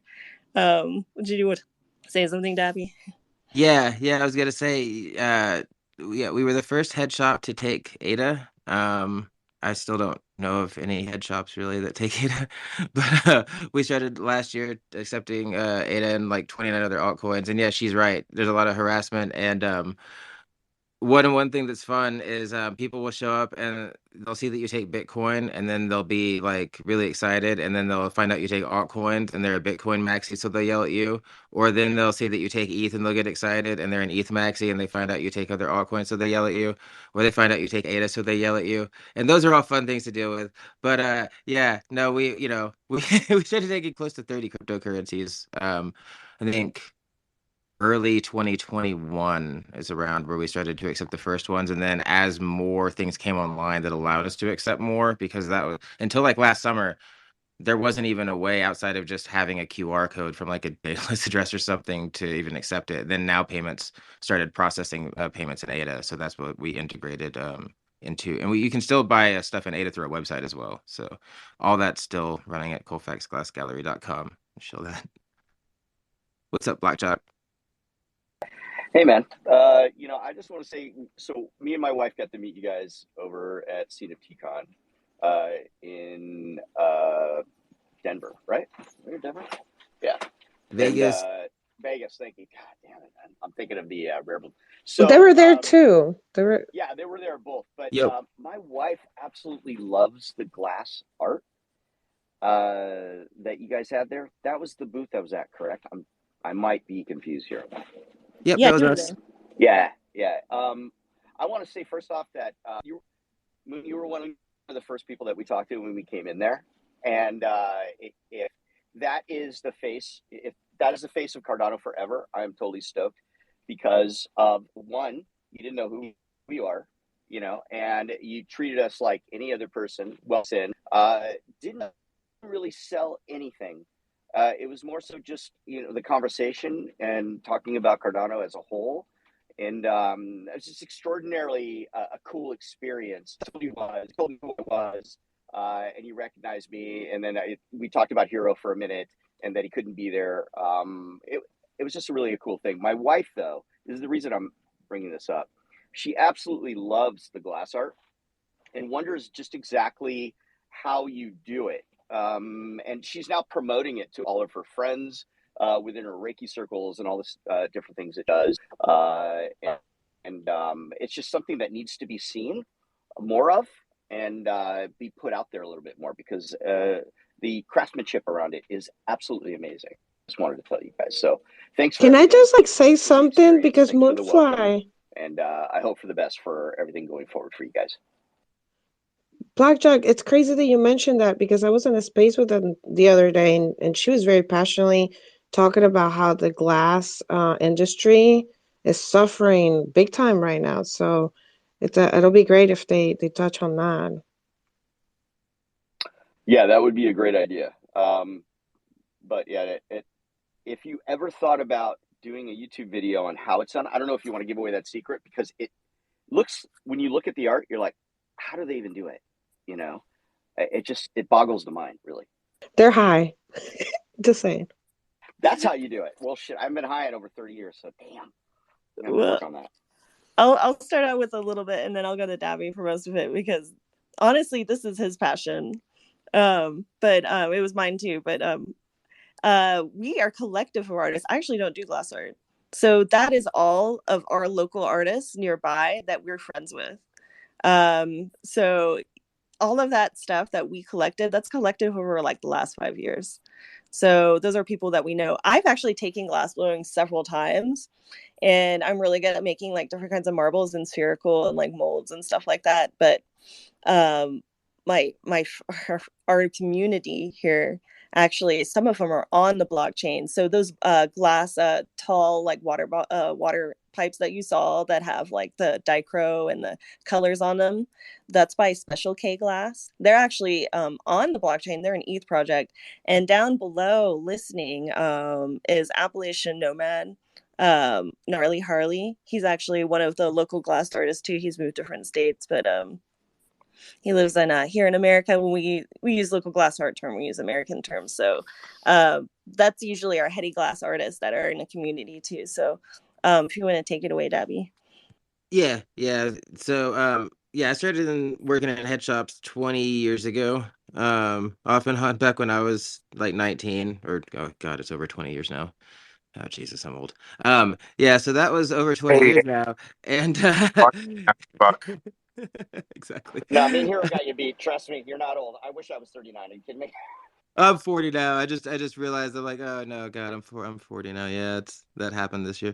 Um, No, we so I started collecting glass art and getting into glass art back when the scene was still very young. And we moved to Denver. When we moved to Denver, we started running a store and then ended up owning that store. And that's kind of where the whole like taking crypto and everything came from. And then we built up a glass collection, got to know a lot of glass blowers here in Colorado. Like just there's so many artists who moved out here, especially right after everything got legalized, and so there was a big boom for a while. And Gnarly Harley was one of the people who we met out here, amongst other people. He does like really amazing like tentacle rigs and stuff like that. They're all dichro, super super insane. But yeah, a lot of glass artists like him and a lot of stores like us have suffered a lot. Recently, demand has just dropped out of the market. Like it's almost non-existent compared to what it was the previous years. So that's like even 2020 and or, through 2021, we didn't feel the recession anywhere near as like, or any sort of like economic impact nearly as hard as we have this year. This year's been brutal for the glass industry. Some stores that have incredibly established like like really really big followings have managed to get through things okay. But yeah, if you're not like, at least here in Denver, my experience is like if you're not connected to a dispensary or didn't already have like a really massive following and a very large like established bankroll over years, it was really hard to weather all this because like God, like it seems like demand dropped by like 80% for us in terms of what our normal numbers were over the last 6 years, 10 years, or what I'm used to. So yeah, it's been really weird, strange year to try to keep up with all this. And then, every market's been suffering. So yeah, it's been interesting to navigate. But making ours at least an outlet for us. So we just continue to do that and continue to try to run our website. And now we just take fiat jobs. So that's a whole industry that, maybe it's just interesting to think about what can be done to kind of connect them, maybe using the power of crypto. Yeah, 100%. That's something we've tried to bring a lot of glass artists on board with. We had a whole thing I was working on earlier this year. The market sort of messed that up because we've had to do a lot more. Like I've had to spread out a lot more. Essentially, it's a lot harder to focus on one thing right now when we're just like trying to get by and everything lost all its value. So that's because yeah, it's been an interesting year. I haven't really gotten into it. We lost our storefront this year too, but that was more related to a scammer than the market. So yeah, it's just like a bunch of things all compounded at once. Yeah, the majority of the shops in our Denver have closed, so there's only a few left, and so we are alongside many, which is not just us, but besides, also I wanted to add a little bit since we're going a little over time, because we've done so many things. You asked me about the collabs. We have collabed so far with Disguise, Flawed, Shaw Foundation. Who else have we collabed with? Infinity Visualized. Who else, Dabby? So many people. And I don't see no coffee on those lips, so apparently not with Cardano over coffee. Oh no, we don't. Well, Sushi Bites. Forgot about that. Willie Boy holds the only Sushi Bites lip, which is amazing. yes, I love that one. One of my favorite Oh, ones. did you guys also know that Dabby is a dope DJ? So that too. I partied my life away and during CNFT Con after party. That I was heard him pretty say it cool. there, Bloom. So yeah, he was with the listening room. The whole listening room was out there jamming. I think the listening room just signed up, so they'll all be. I don't know if Dabby's coming with them or who they all have playing what's what. So no, definitely. Yeah, no, I definitely plan on being at both things again this year, playing music. So I'm excited for that. Yeah, and then also outside of like, the whole NFT space and being able to grow, with our community, really that we, like Dabby and we've joined other smaller communities. I've done, I do the Stoners Club often. The big thing is for us is that we do psychedelic Sundays every Sunday since November. We've only skipped one Sunday ever, and it was a weird day. So we decided not to do that again. I was gonna say one thing that hasn't been released, but you did work on recently was an epoch clock. So that's something that is actually really Oh looks yeah, amazing. the secrets. Oh, secrets. Yeah, That's no. epoch clock. It's like an open secret though, because a lot of people already know about it. Oh yeah. I mean, that is kind of funny. And also, if you guys are into breakfast items, our new launch of a Trippy project is going to be Trippy breakfast items. So, and we were working on that through some time. So, I'm really excited about that. That's going to be a really large drop. So we're actually kind of waiting for the crypto winter to kind of bounce back before we start releasing anything about that. But and then we have another project after that. So you guys, if you just keep up with us, you might get functional projects and things that keep forming into different stuff over time. So I'm pretty excited. Yeah, I don't really like to promise a lot of stuff up front. I will just add things later on. Like, I have ideas for unsigned lips holders. I have a lot of like little things, and then, eventually it's like, oh, if you hold that, you now have access to that. Like there'll definitely be an unsigned lip series 2, and you'll have to have a series 1 to buy one in all likelihood, so that, that's one use right there. But yeah, we do stuff like that all the time. There's always something added or something fun we do. I just don't like to make a lot of promises. We just like to have surprises. It's more like that kind of thing. Surprises are better anyways, so I buy it for the art. There's not many NFTs I can say out there that I buy for the art, but I definitely bought that one for the art, no doubt. Thank you. And we always say people are free to like make we encourage people to make prints of our stuff and that kind of thing. Like we love to see reward versions of them. Like that's always amazing. I have to say, like, I dig the art, but I really buy it for the people. I buy it because I love you guys, like Well, because that of too. all the stuff you do here, and I don't know. I really buy it because of you, honestly. I mean, I dig the art, but that's the reason why I buy it. Well, that too. But kind of thought that they created the art, so I'm buying it because of them. I just want to say I know both what those you reasons. mean. I love both those reasons, and they both make me feel really great. So thank you. Yeah, That agreed. inspires us to keep going 100%. What I mean is like I'll just buy it without even looking at it and then be like, oh, that's pretty cool. You know what I mean? It's like, but I don't need to see it to buy it. Is what Well, I'm I'm trying to I'm say. not gonna lie. It was Dabby's PFP right now that got me like that wanted one because I was looking at it and I'm like, that's really interesting. I So wonder what else. sick, right? I Yeah. didn't notice them until today. How long have they been out?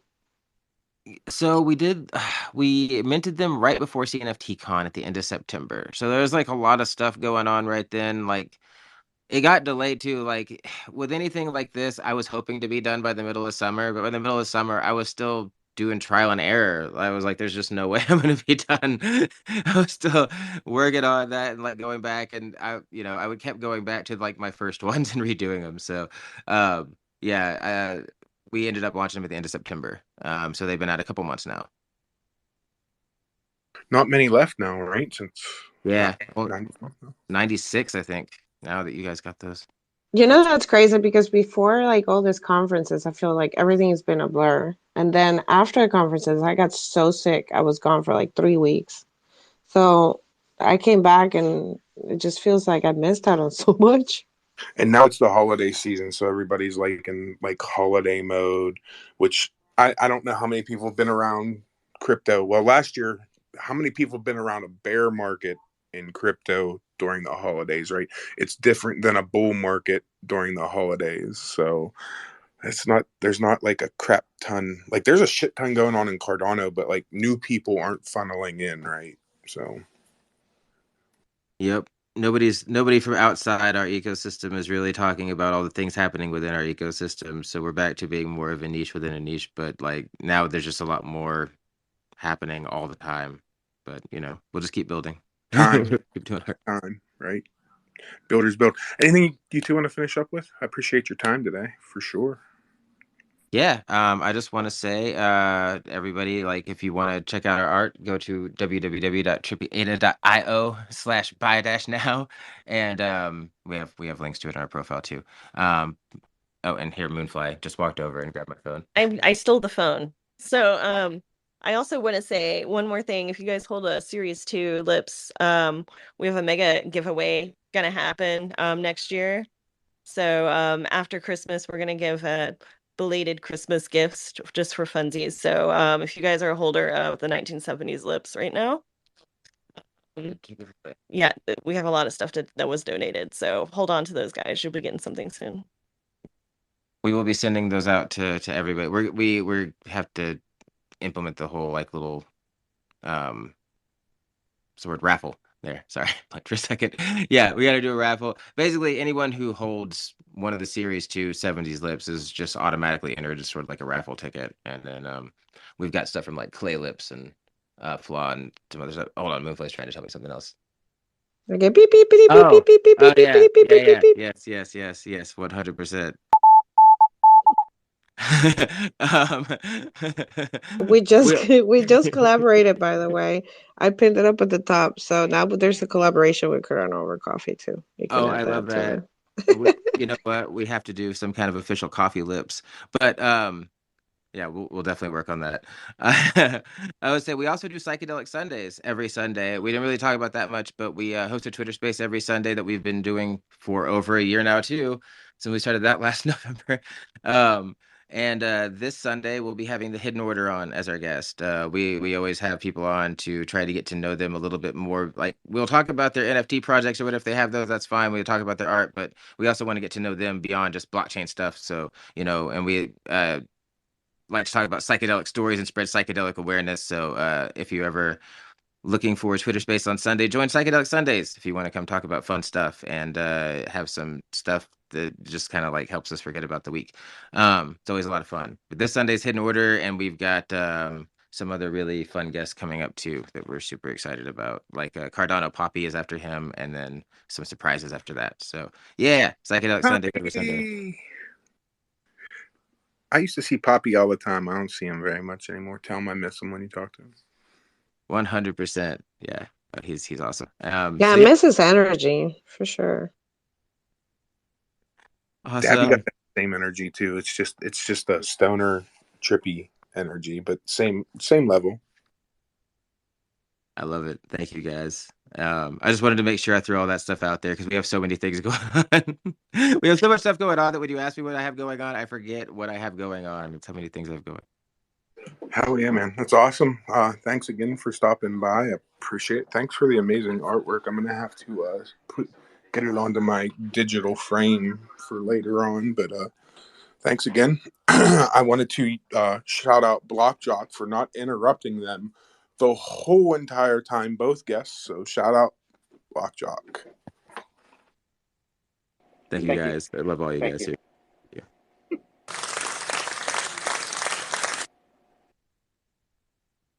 Oh man, anything interesting happened today in crypto since we've been on the show that we should talk about? I don't know. Any like breaking news? It's pretty boring, huh? Voting. Holy macaroni. Yeah, I would just say, first of all, there are a lot of people in here. I see only 304 people have so far voted for Catalyst. We only vote for Lido. Circle. At Yeah, Lido. and vote for Darlington. Yeah. Yeah, Darlington. I gotta start calling him Darlington because I think that's why he might not have as many votes as he should. Most people don't know. Either that or he doesn't follow enough people.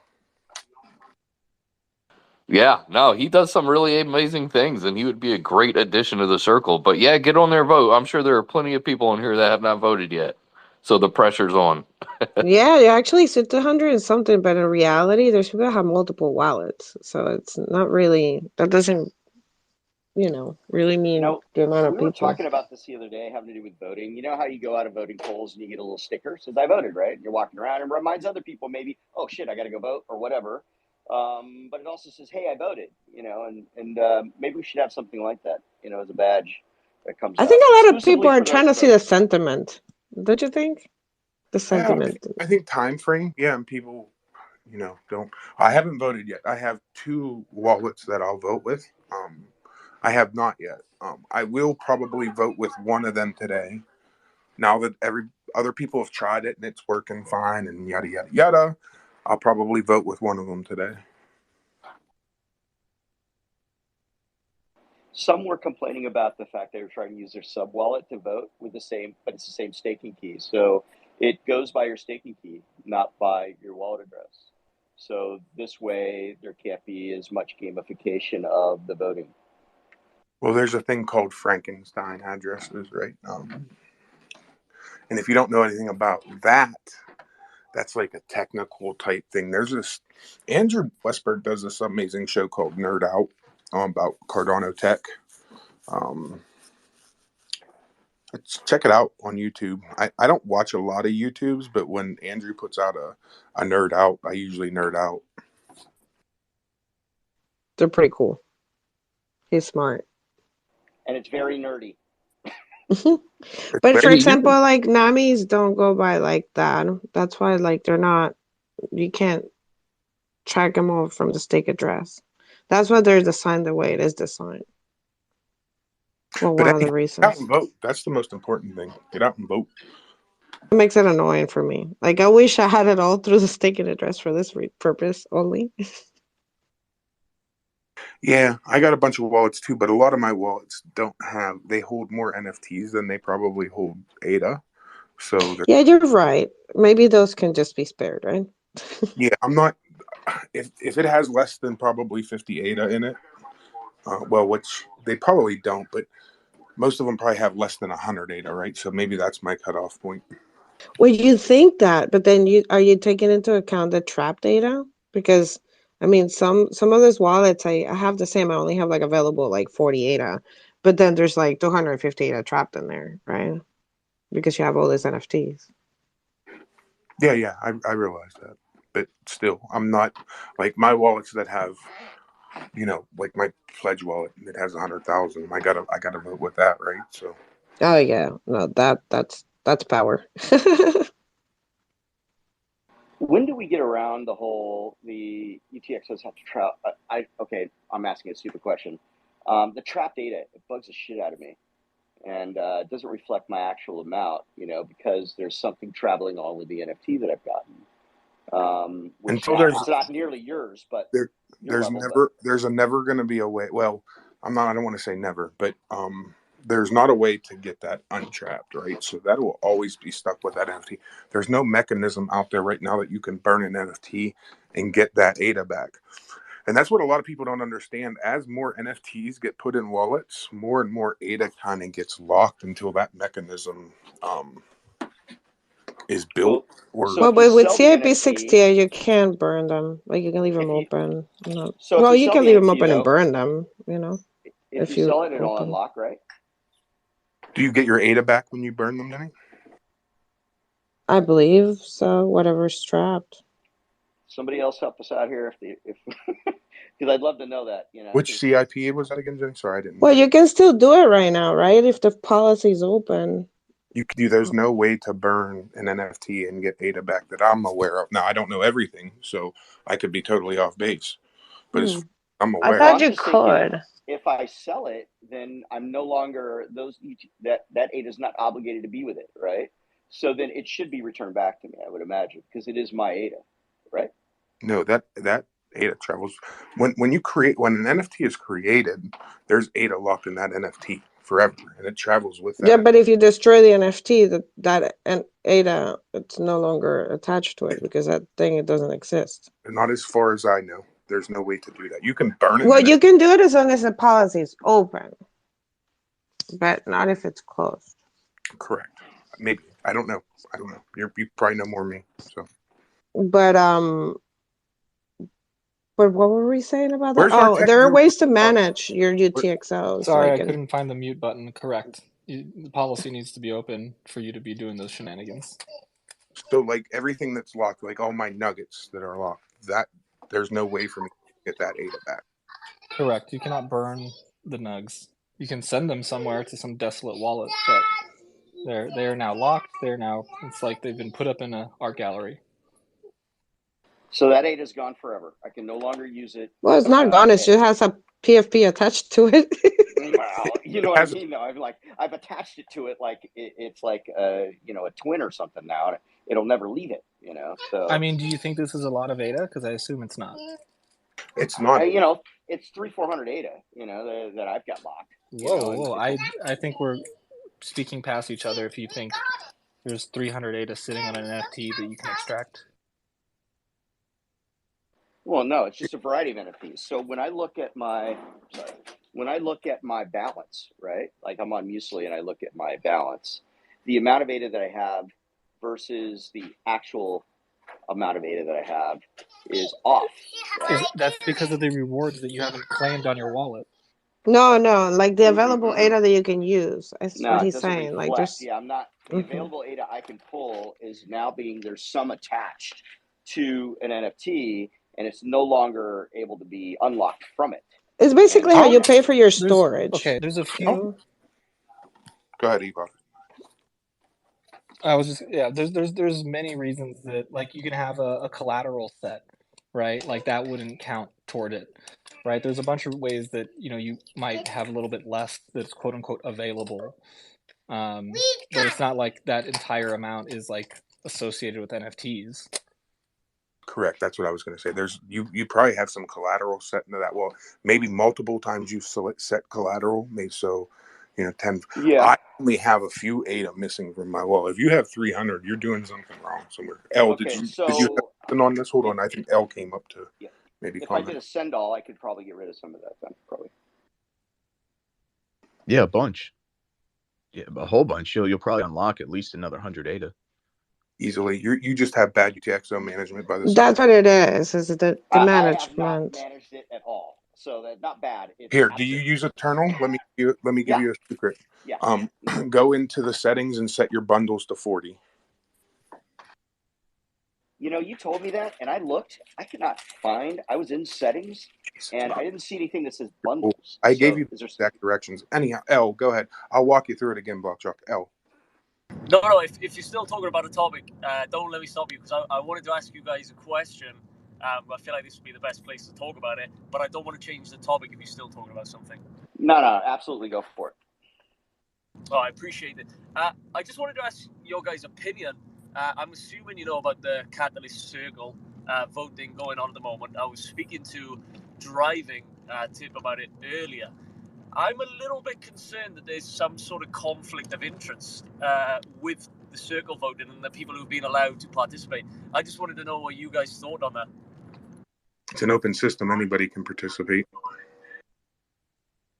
So it's completely open regardless of conflict of interest. Do you think that's a good thing?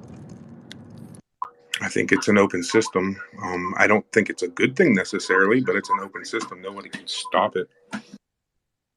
I mean, do you mean the conflict of interest of the people running and the people doing the election? Well, I'm sorry, Well, I missed I would it. say the people running, a lot of them have very large brands where it may affect their voting on proposals that are similar and their influence that are similar to what they are building. And that's just what I wanted to see what you guys thought. I think you're right in thinking that that's messed up that it will happen, but it's a reality check for us to realize how much we have to really get involved so this doesn't happen. Because I think it's up to us to vote for these people, and we can change that. We could be running to ourselves, you know what I mean? Yeah, I mean, you could be running. I could be running. I choose not to because governance is not my thing. Like I'm here for DeFi and NFTs. I'm not here for governance. Never have. And I'm here for DeFi and just the tech and the infrastructure of the system. And I want to say whatever I want without repercussion. So. I'm here for free tacos, but I've yet to see any. So I don't know how much longer I'm going to wait. So we'll see. I do dig the governance. I mean, of course, it's one of the reasons why, I was so into Cardano itself. So it is important, but we are early. We have to start somewhere. I don't agree with a lot of the shit, but But see, I participate and do my best. Isn't this vote for 6 months, right? So say the vote, something happens, right? It's not like we're not going to have another one. We learn from our mistakes. You have to start somewhere, I think. And sometimes I think we want a perfect system right away, and that's just not the way that it works. There's going to be conflicts of interest. There's going to be shady shit that happens. But that will eventually, over time, with people like L coming out and saying, hey, do you see this? Blah, blah, blah. Sharing that information over time, the system will grow, right? And become better. Is that what I'm trying to say? Yeah. We're seeing really good change already. It's exactly why I came in here, to be honest, to ask, because obviously, like within the spaces I run, it's kind of like an echo chamber where the majority of people are going to agree with what I think, and I didn't want that, so that's why I come in here. And I think like you guys have a differentiated opinion because we don't talk as often, but when we do, it's great because it's more of a healthy conversation with that disagreement there, and it's kind of settled me, I suppose. You're right. Systems are not built in a day, just like Rome. And maybe that's what it is. We just started off a bit of a mess. I'm just worried. I mean, I voted for Nin. I'm happy to say that. I'm a big fan of Nin. and I think he'll be a really good person to spearhead a lot of proposals. And I really like Hosky, and I like the people behind it, but I just think it's a little bit crazy that they're allowed to participate. But if all goes well, I'll eat my words, and I'll be a happier man for it, regardless. As a person who knows Hosky, I would prefer him to be running under him and not under Hosky. Ditto. Because it's a brand, and I'm going to be truthful, and I would tell him that also. I'm not, However, it's an open system, so am I going to vote for him? That's up to me. Now, you had mentioned Nin. I think he's a great person. I'm going to vote for Darlington. I think there's a lot of great candidates out there, so it depends on us and getting the word out to vote. And I think that's how the system heals itself over time, Al. But you coming up and saying, "Hey, do you see that?" Absolutely, I see it. But does that mean I'm going to vote for those people that may deepen that conflict of interest? No, I absolutely will not. I just think it takes away. Well, it doesn't. Like, the fact that everybody's allowed to apply is great for decentralization, but the fact that central entities are allowed to apply that may have that conflict of interest, I think it is a bit concerning, just a little bit. I think there's other people like Nin. I don't think there's anything wrong with him being part of it. I think it makes complete sense. He deserves to be a part of that circle, in my opinion. Same as Darwin as well. And I really it's not anything personal, nothing bad about anybody that has applied. I wish them the best of luck. I'm just a little bit concerned whether it's becoming more of a central entity, that's all. But can I say something real quick to that? Because I think that even though I agree with your sentiment completely, I think that for decentralization, what happens is that we can't be like policing and saying you cannot, you cannot, you cannot, as opposed to what we need to do is make it clear what do we want in a candidate so we can weed out what we don't want, so it becomes more of a personal responsibility, community responsibility. And I think that's why we have to kind of be pained by watching all these things happen right now until we finally people start understanding, oh, this is our money. We're the ones that need to do something about this, right? And this is what's going to cost us is 6 months of lack of progress. Like, we haven't progressed much there, and it sucks. But I think it's not going to be the end of the world. It's not like they have the power to do so much in that sense. I think the direction we were going could help adjust that, right? Because we can see what happens in this 6 months, and then in 6 months we adjust off of that if need be. So yeah, I see what you're saying. Don't get me wrong, but first votes, like, people always say we got to be decentralized now decentralized.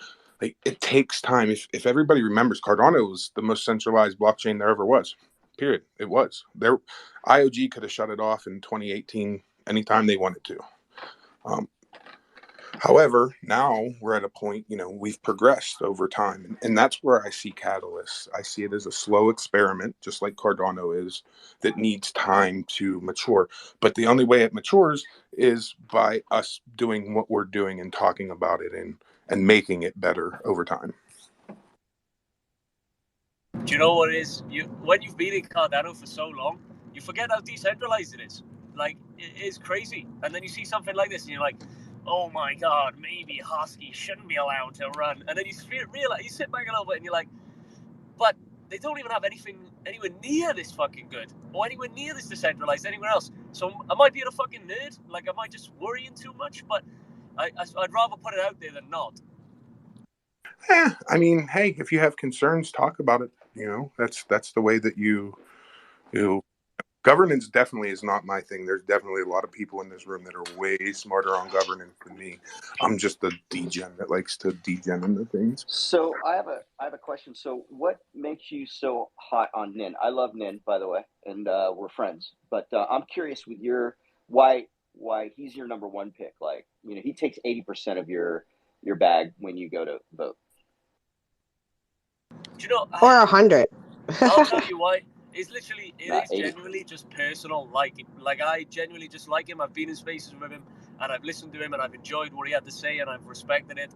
and he's just pulled in the vote for me. It's really it. I couldn't give you a better explanation. I'm just a fan. And that's great. And I agree. I think Nin's a great person, and he's done some great things for the Cardano ecosystem. So exactly. Organizationally, he's really good. He runs his own project. He had a group that went to with consensus, actually won the hackathon there when he was there. So there's a variety of things that make him a good leader, and ultimately, I think that's what we need there. You know, we need leaders that listen.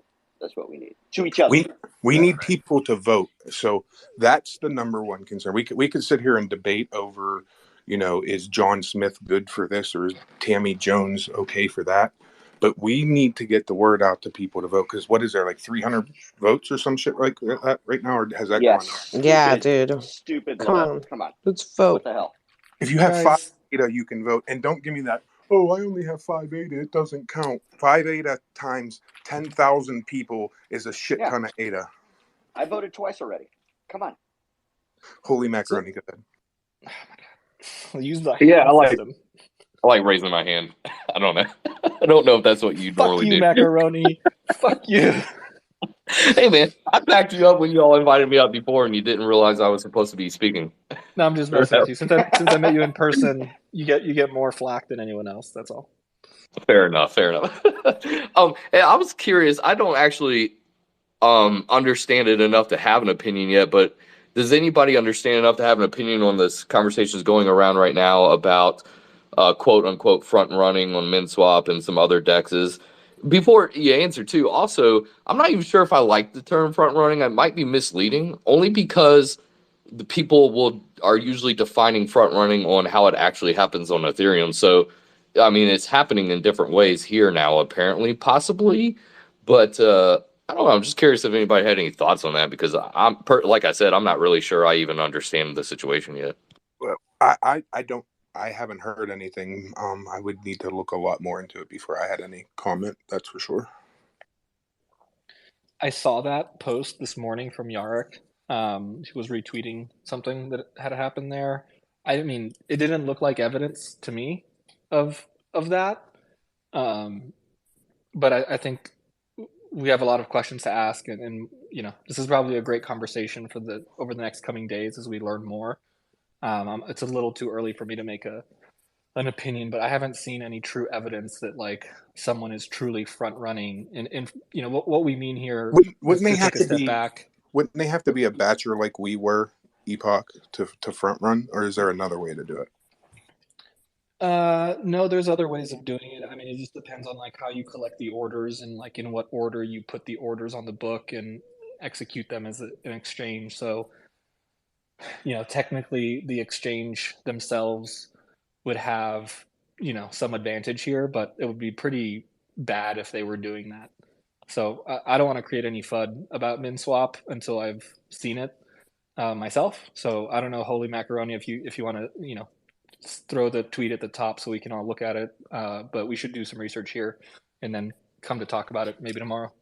Yeah, I'll go try to find that tweet and pin it up. But the good news is MinSwap and I don't think it's MinSwap specifically. It's just I think people are trying it on like Indie and other stuff too. But MinSwap actually replied to one of the tweets, and I'll try to find that. But they're actually looking into it and trying to find a resolution right now. And they said here soon they'll try to release more information. So they're definitely on top of it. It looks like. But I mean, yeah, I'm interested in learn more about it at least. But yeah. Monday's definitely open banter day and would give time for research to be done. So maybe it's something we could talk about on Monday. Joker's also running. Shout out Joker. Is your name Joker on there, or does it go by your real name? No, it goes by my real name. That's why if you click on my profile, I put my name in there.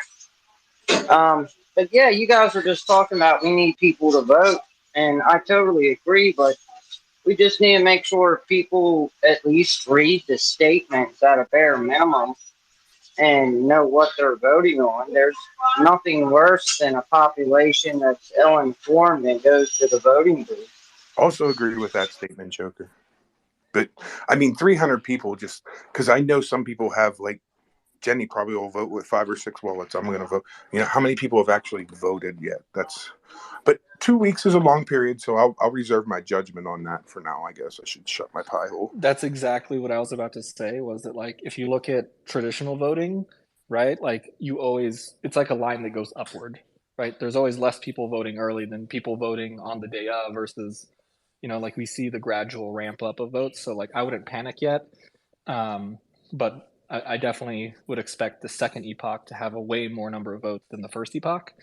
We'll see So if that what's plays the out. over under? What's the over under, Epoch? Adam Rush what? wins. Adam Rush wins by a landslide. No, 1,000 votes, 1,500 votes, 2,000. Oh, I think we'll break 1,000 votes. I hope we get to, like, 5,000 votes, 10,000 votes. Like, that would be my happy place. But I expect, because I'm a skeptic, like, maybe 2,000 votes. And I'm even more of a skeptic. I'm like around 1,200 to 1,500. I think is where we'll be.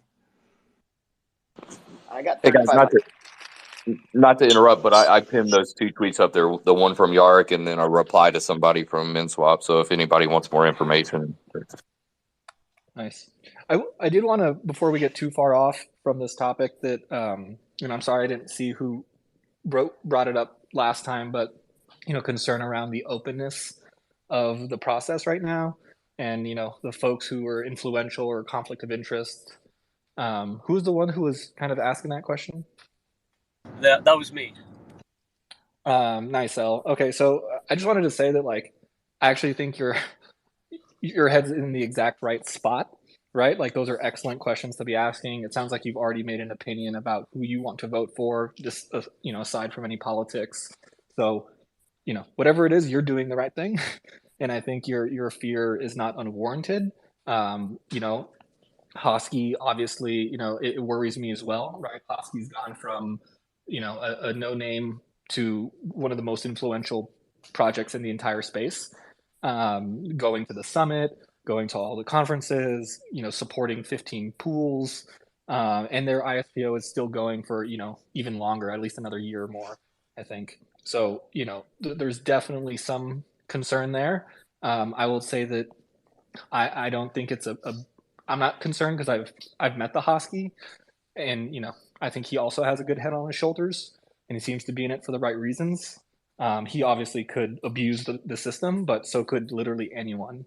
So for a first cut here, I think I'm okay with it. But just wanted you to feel not crazy, because those are the right questions to be asking. I really appreciate that. And that was kind of like my thought process when I saw Hosky on the top. I was like, well, does it take away from the people who have put themselves within this and may deserve that spot more? I mean, Hosky's a great guy. He clearly participates in the ecosystem a lot, knows what he's talking about. I don't want to discredit him in any way. But, when you can sell 420,000 assets, you have got a massive amount of influence, whether you're right for that spot or not. Adam, I think, was next, and then Gold Rush. Sure. Yeah. I also want to say I definitely applaud where your head is and agree with the concern about, like, centralization. I just Hosky is one of my least concerns, just because I see him as actually. I just want to be, like, in defense of Hosky for a minute, play the devil's advocate, because he's doing, like, the proper moves of an undoxed person building reputation, right? He is running a project. He is giving the people who engage in the project, open ways to participate and transparency. He's not, we've not seen any evidence that he's done negative things, and the community could disengage from him at any point. It's not like he's built anything that the community could do without. I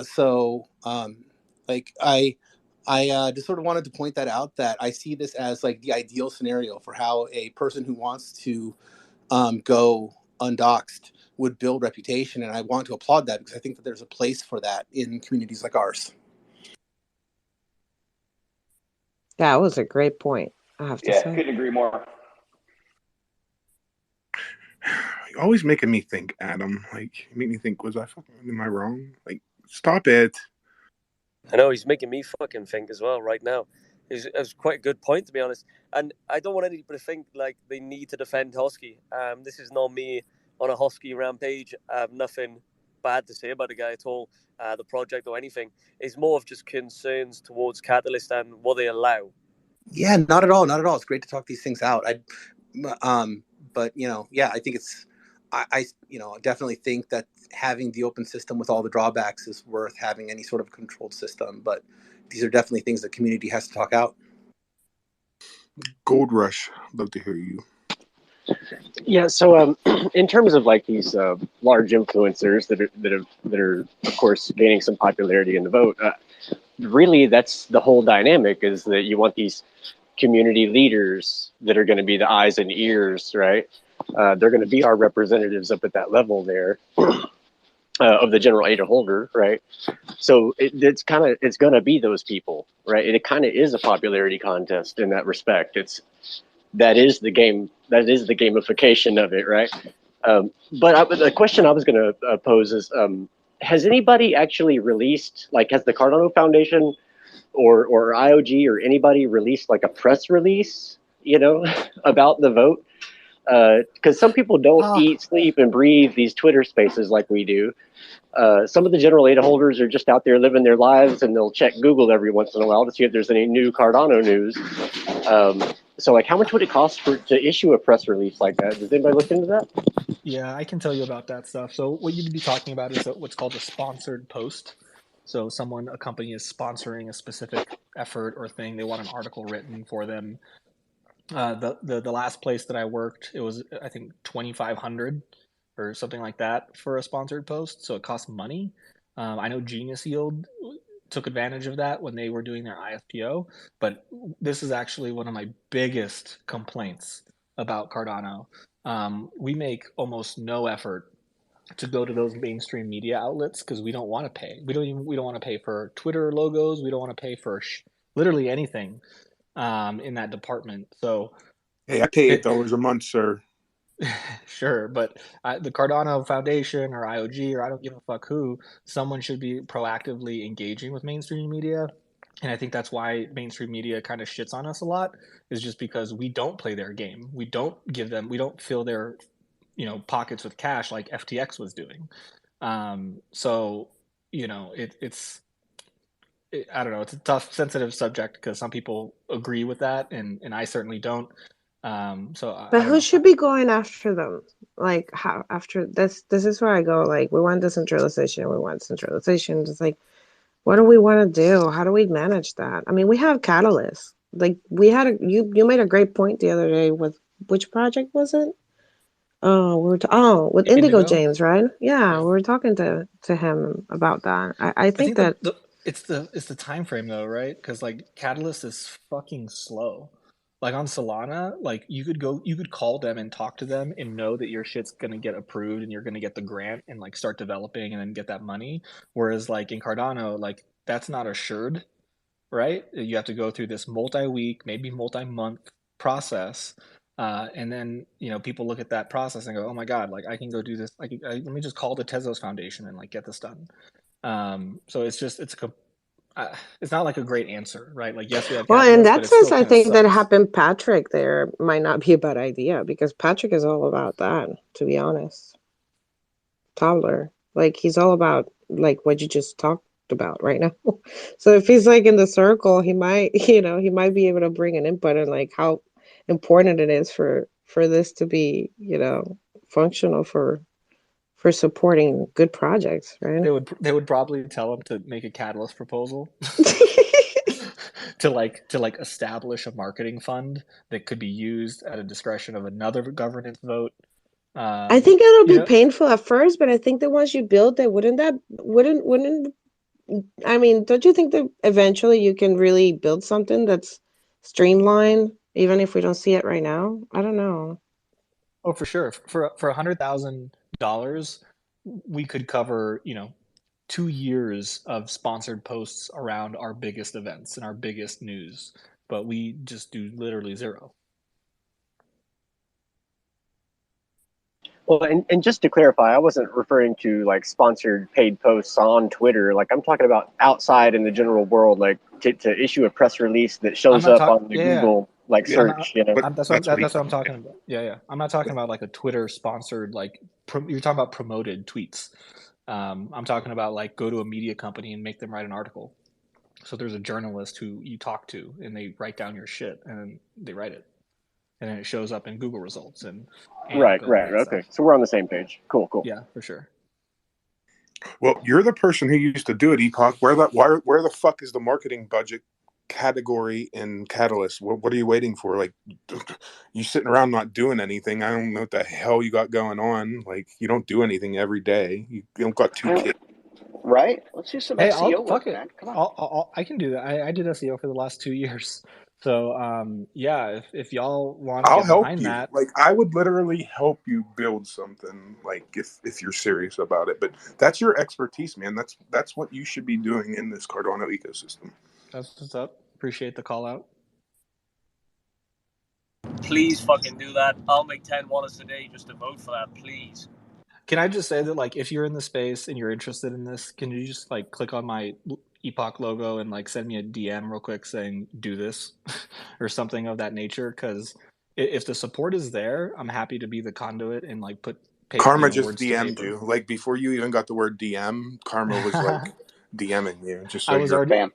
I was already thinking of him. Trust me, he's one of the first people I'll call because he offered like $250,000 I remember he towards was that. serious. Yeah. Yeah. So, I will definitely pull in Karma and we can maybe, come at it together and then with Hero and a few others and see what we can do. But I don't know. I don't like being an echo chamber. Epoch, I've got a I quarter agree with million. you there. I've got a $250,000 Lovelace. I can put into it. No problem.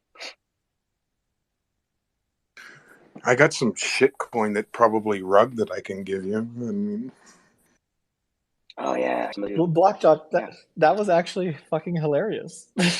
But like you used Lovelace because at first it sounded like you were being a snob, like, oh, I have a $250,000 ADA, but you're like Lovelace, so like we all got a $250,000 Lovelace. It was perfect. Oh, Karma came up. Nailed it. I think it's gonna double down on that offer. I heard my name. I actually didn't hear anything. I just have a content filtering script that looks for the English pronunciation of karma, and every time I knew it. It rings a bell. I'm like a dog. You just ring a bell and I show up. Is that why you always show up when we say your name? You So should get like a buzzer collar. That way, it's like you know what I mean. Just a little buzzer. Here's what we were talking about, Karma, because I got somewhere I need to be in less than 15 minutes, right? So don't let BlockJock interrupt us, or I will mute you. Karma, here's what we were talking about.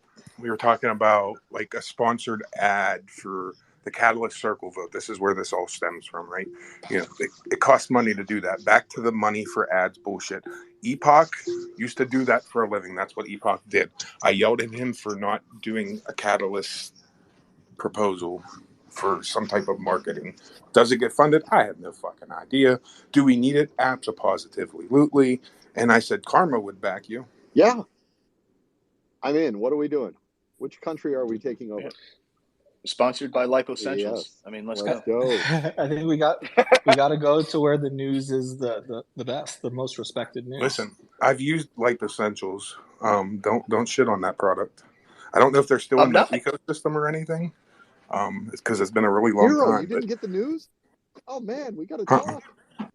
You're talking to the owner of Lipo Essentials.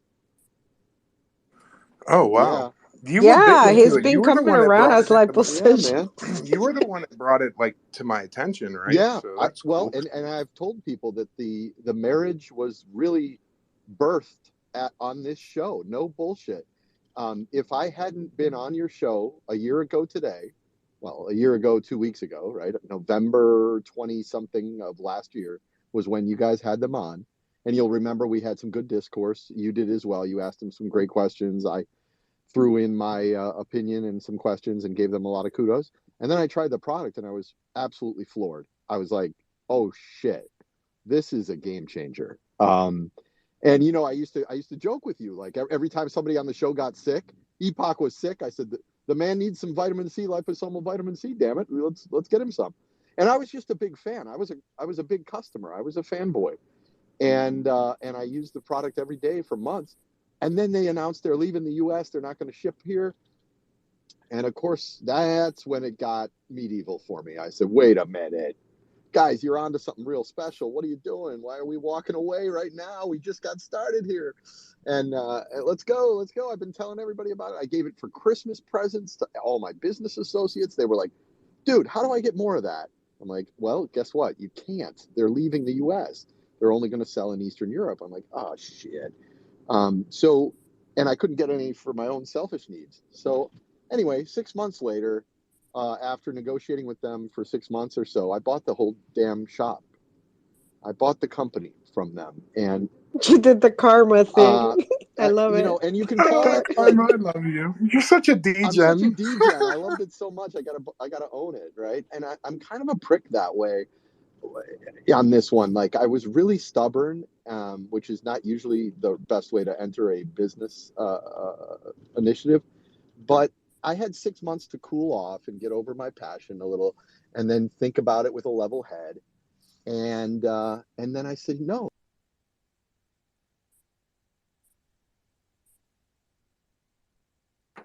Did he get rug pulled or me? Oh my God, it was What I right can at do. that moment too, He said right? no. Okay, we missed it, Karma. No, I was right at that moment. What did you miss? You said, and I said no.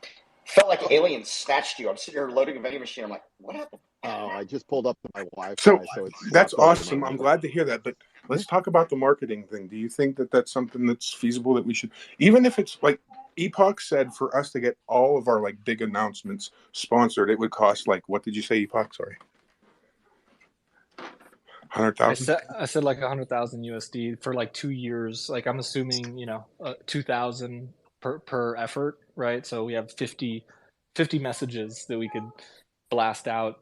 Yeah. Well, I'm in. I have an entire graphic design team that's ready to help out. So let's go. Yeah. I'll jump on that catalyst proposal with you. Jarhead, that's beautiful. Yeah, I think guys like you and me, maybe some others, definitely some others that are smarter than me, which is not hard. Yeah, I love this idea, guys. So let's not let this go by the fucking wayside, Epoch. Let's talk about it seriously. Like, let's add it to our list of 9,000 other things that we have to do. But I think it's very important that even if we don't get 100,000, we get 20,000, right? Maybe we whittle it down to that. But then there's some type of marketing out there, better than no marketing whatsoever. And I think at this point, we're going to, by the time this would pass and we would get funding and start doing these announcements, there's going to be projects online, right? So, I think it's that time in Cardano's life cycle to start thinking about these things. 100%. It is never too early to start thinking about marketing. I am reminded of that every day. Well, I would argue that and say we weren't ready in 5, 6, 7, 8 months. But yeah, not to jump on you, but I was a CT that put in marketing challenge two cycles ago, and I asked for $500,000, and it got voted down. And I was pretty strong advocate because if you go back to the Treasury paper, the original writers, they said marketing should be the highest funded budget for the blockchain. So I think you might want to resurrect, work together as a challenge and put in a marketing challenge and then fund off of that. Well, I think you again, I'm a person who likes to start small, and then maybe we got to get some type of marketing budget period to pass. Let's just go and jump fucking head first in and ask for $1 million, right? Start small, show results for those funds, and then ask for other funds if needed, or find another funding source. So Hero, you're saying that we do the old crawl, walk, run, and then there's a fourth level called turbo. Support it with data and the whole scientific damn thing, do that. Yeah. No, I totally agree with you. I just came while my content filter triggered when you said the word karma. I was literally leaving the package store with 16 boxes in the mail here to U.S. customers of Lipo Essentials, and I just got to say, Hero, I understand now why you're passionate about coffee as a business, not just a consumer. We've always been, we share that as a consumer, but you having jumped into this as a business, I completely understand why. And guys, for those of you out there that might be thinking, is this a money grab? I guarantee you it's not a money grab. I have literally lost years off my life in the last 6 months working with the lawyers and the labs that I use in the US and making sure my ingredients are safe. And I'm sure Hero does a lot of this stuff as well. It is not easy to deliver an edible product of any kind in the United States of America. And that's probably a good thing in the end because people are feeding this to their families. But I just want you to know that like it is for real. This is not a hobby for me, as I'm sure it's not a hobby for Hero. So you need to sign up. Coffee. Sign up on Cardano over coffee, and let's talk about it. Let's talk about it. Yeah, awesome. So thanks. Do that. Go to our link tree, order some coffee, and then click on the little scheduler button, and get yourself a schedule. And we'll go. No, you don't have to order coffee, but I recommend it because it's really. I like that you slipped that in there. Order some coffee first, then do this. Wait, I thought you get premium slots if you order. Hold on, L has his hand up, and then I got a busy day, BlockJock. Please, L, go. No, it's fine. I'm trying to be patient for once in my life. Question. I love Cardano. I use it every day. Multiple transactions every day. And I would like to see some marketing. But are we really at the level of scalability that we should be before we start pushing for larger adoption?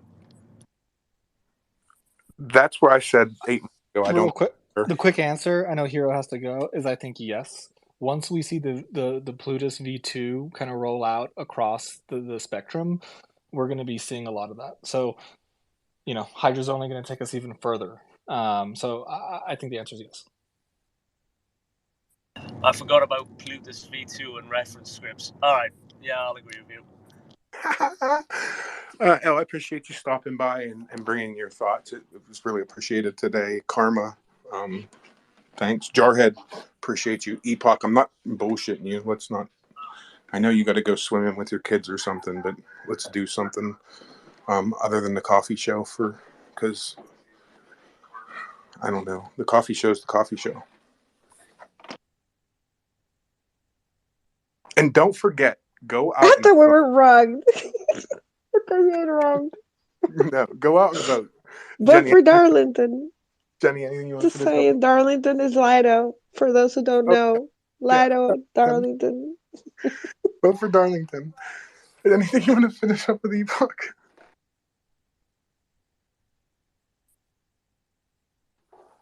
He's mad at me. That's why he's just waving. He can't find the mute button. So it was awesome. Thanks for coming, Al. We never see you around here. Like, I need to visit your spaces sometimes. It's been an absolute fucking pleasure. Another question before you fucking rug. Any reason why everybody's names is doxed? Because I would have had no idea that was Lido if you hadn't said anything. No idea. I don't know, but I want to yell at him for putting Darlington instead of Lido. But I understand why also. So, because he's not trying to. It's not Lido Nation as a company. It's Darlington as a person. So I understand. Couldn't we have had like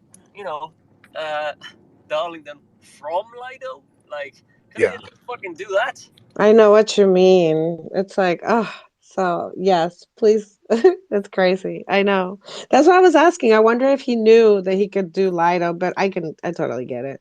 It's not the company. It's Darlington. Because I don't know. Lido Nation consists of 2 creators, right? So Miss Lido, as he calls him, which I never understood that, but okay. It confused the ever-living shit out of BlockJock, and it was great. BlockJock, anything you want to finish up with before I rug? Had me hoodwinked, and Smart Claims NFT Series 1 discounts are live. You can go on to smartclaims.io and use your discount and get from 50 to 25 to 10% off, depending on the NFT. That's it. Go change some vending machines, my friend. Thanks to Trippy ADA and Moonfly for talking about their really awesome unsig lips, right? It was a great smash up, kind of original Cardano artwork with the original lips from Moonfly and then the unsigs. So awesome. Super Bowl, Joe, appreciate you always stopping by. Super Bowl IO, an amazing gaming platform. Not to build hype, but I've seen things that you haven't seen. They're doing a lot of work. They've been around for a while. Shout out to them for coming and hanging out and talking about what they have coming up. And if you want to race your Super Bowl, I'm going to talk Jenny into some races here. Maybe not today because I'm busy, but we'll get some Cardano over coffee horny races going on. So Yeah, I'm down for that. Those are fun, and yeah, let's do it. Definitely game. You can race other, like if you have a goat, you can race goat. You can race all kinds of different NFTs that are on their platform. So we'll set something up. And if you don't have one that you can race, I probably have one that I could lend you if I trust you. So I'm not going to just send it to some random person. But if Illusion down there, who I've met in person, was like, yo, I don't got a horny and I want to race with you, yo, I'd be like, hey, take this general and race and see what happens. But let's set something up, Jenny, because I think it's in these bear markets, we need to have a little bit of fun. So let's set something up. I got some probably Hosky NFTs or Hosky we can give away to the winner or some shit. Agrees. Let's do it. All right, guys. See you With tomorrow. that, we are Cardano over coffee, Monday through Friday, 9:30 to 11:30. Appreciate y'all coming and listening. Go build something great, and then come tell us about it.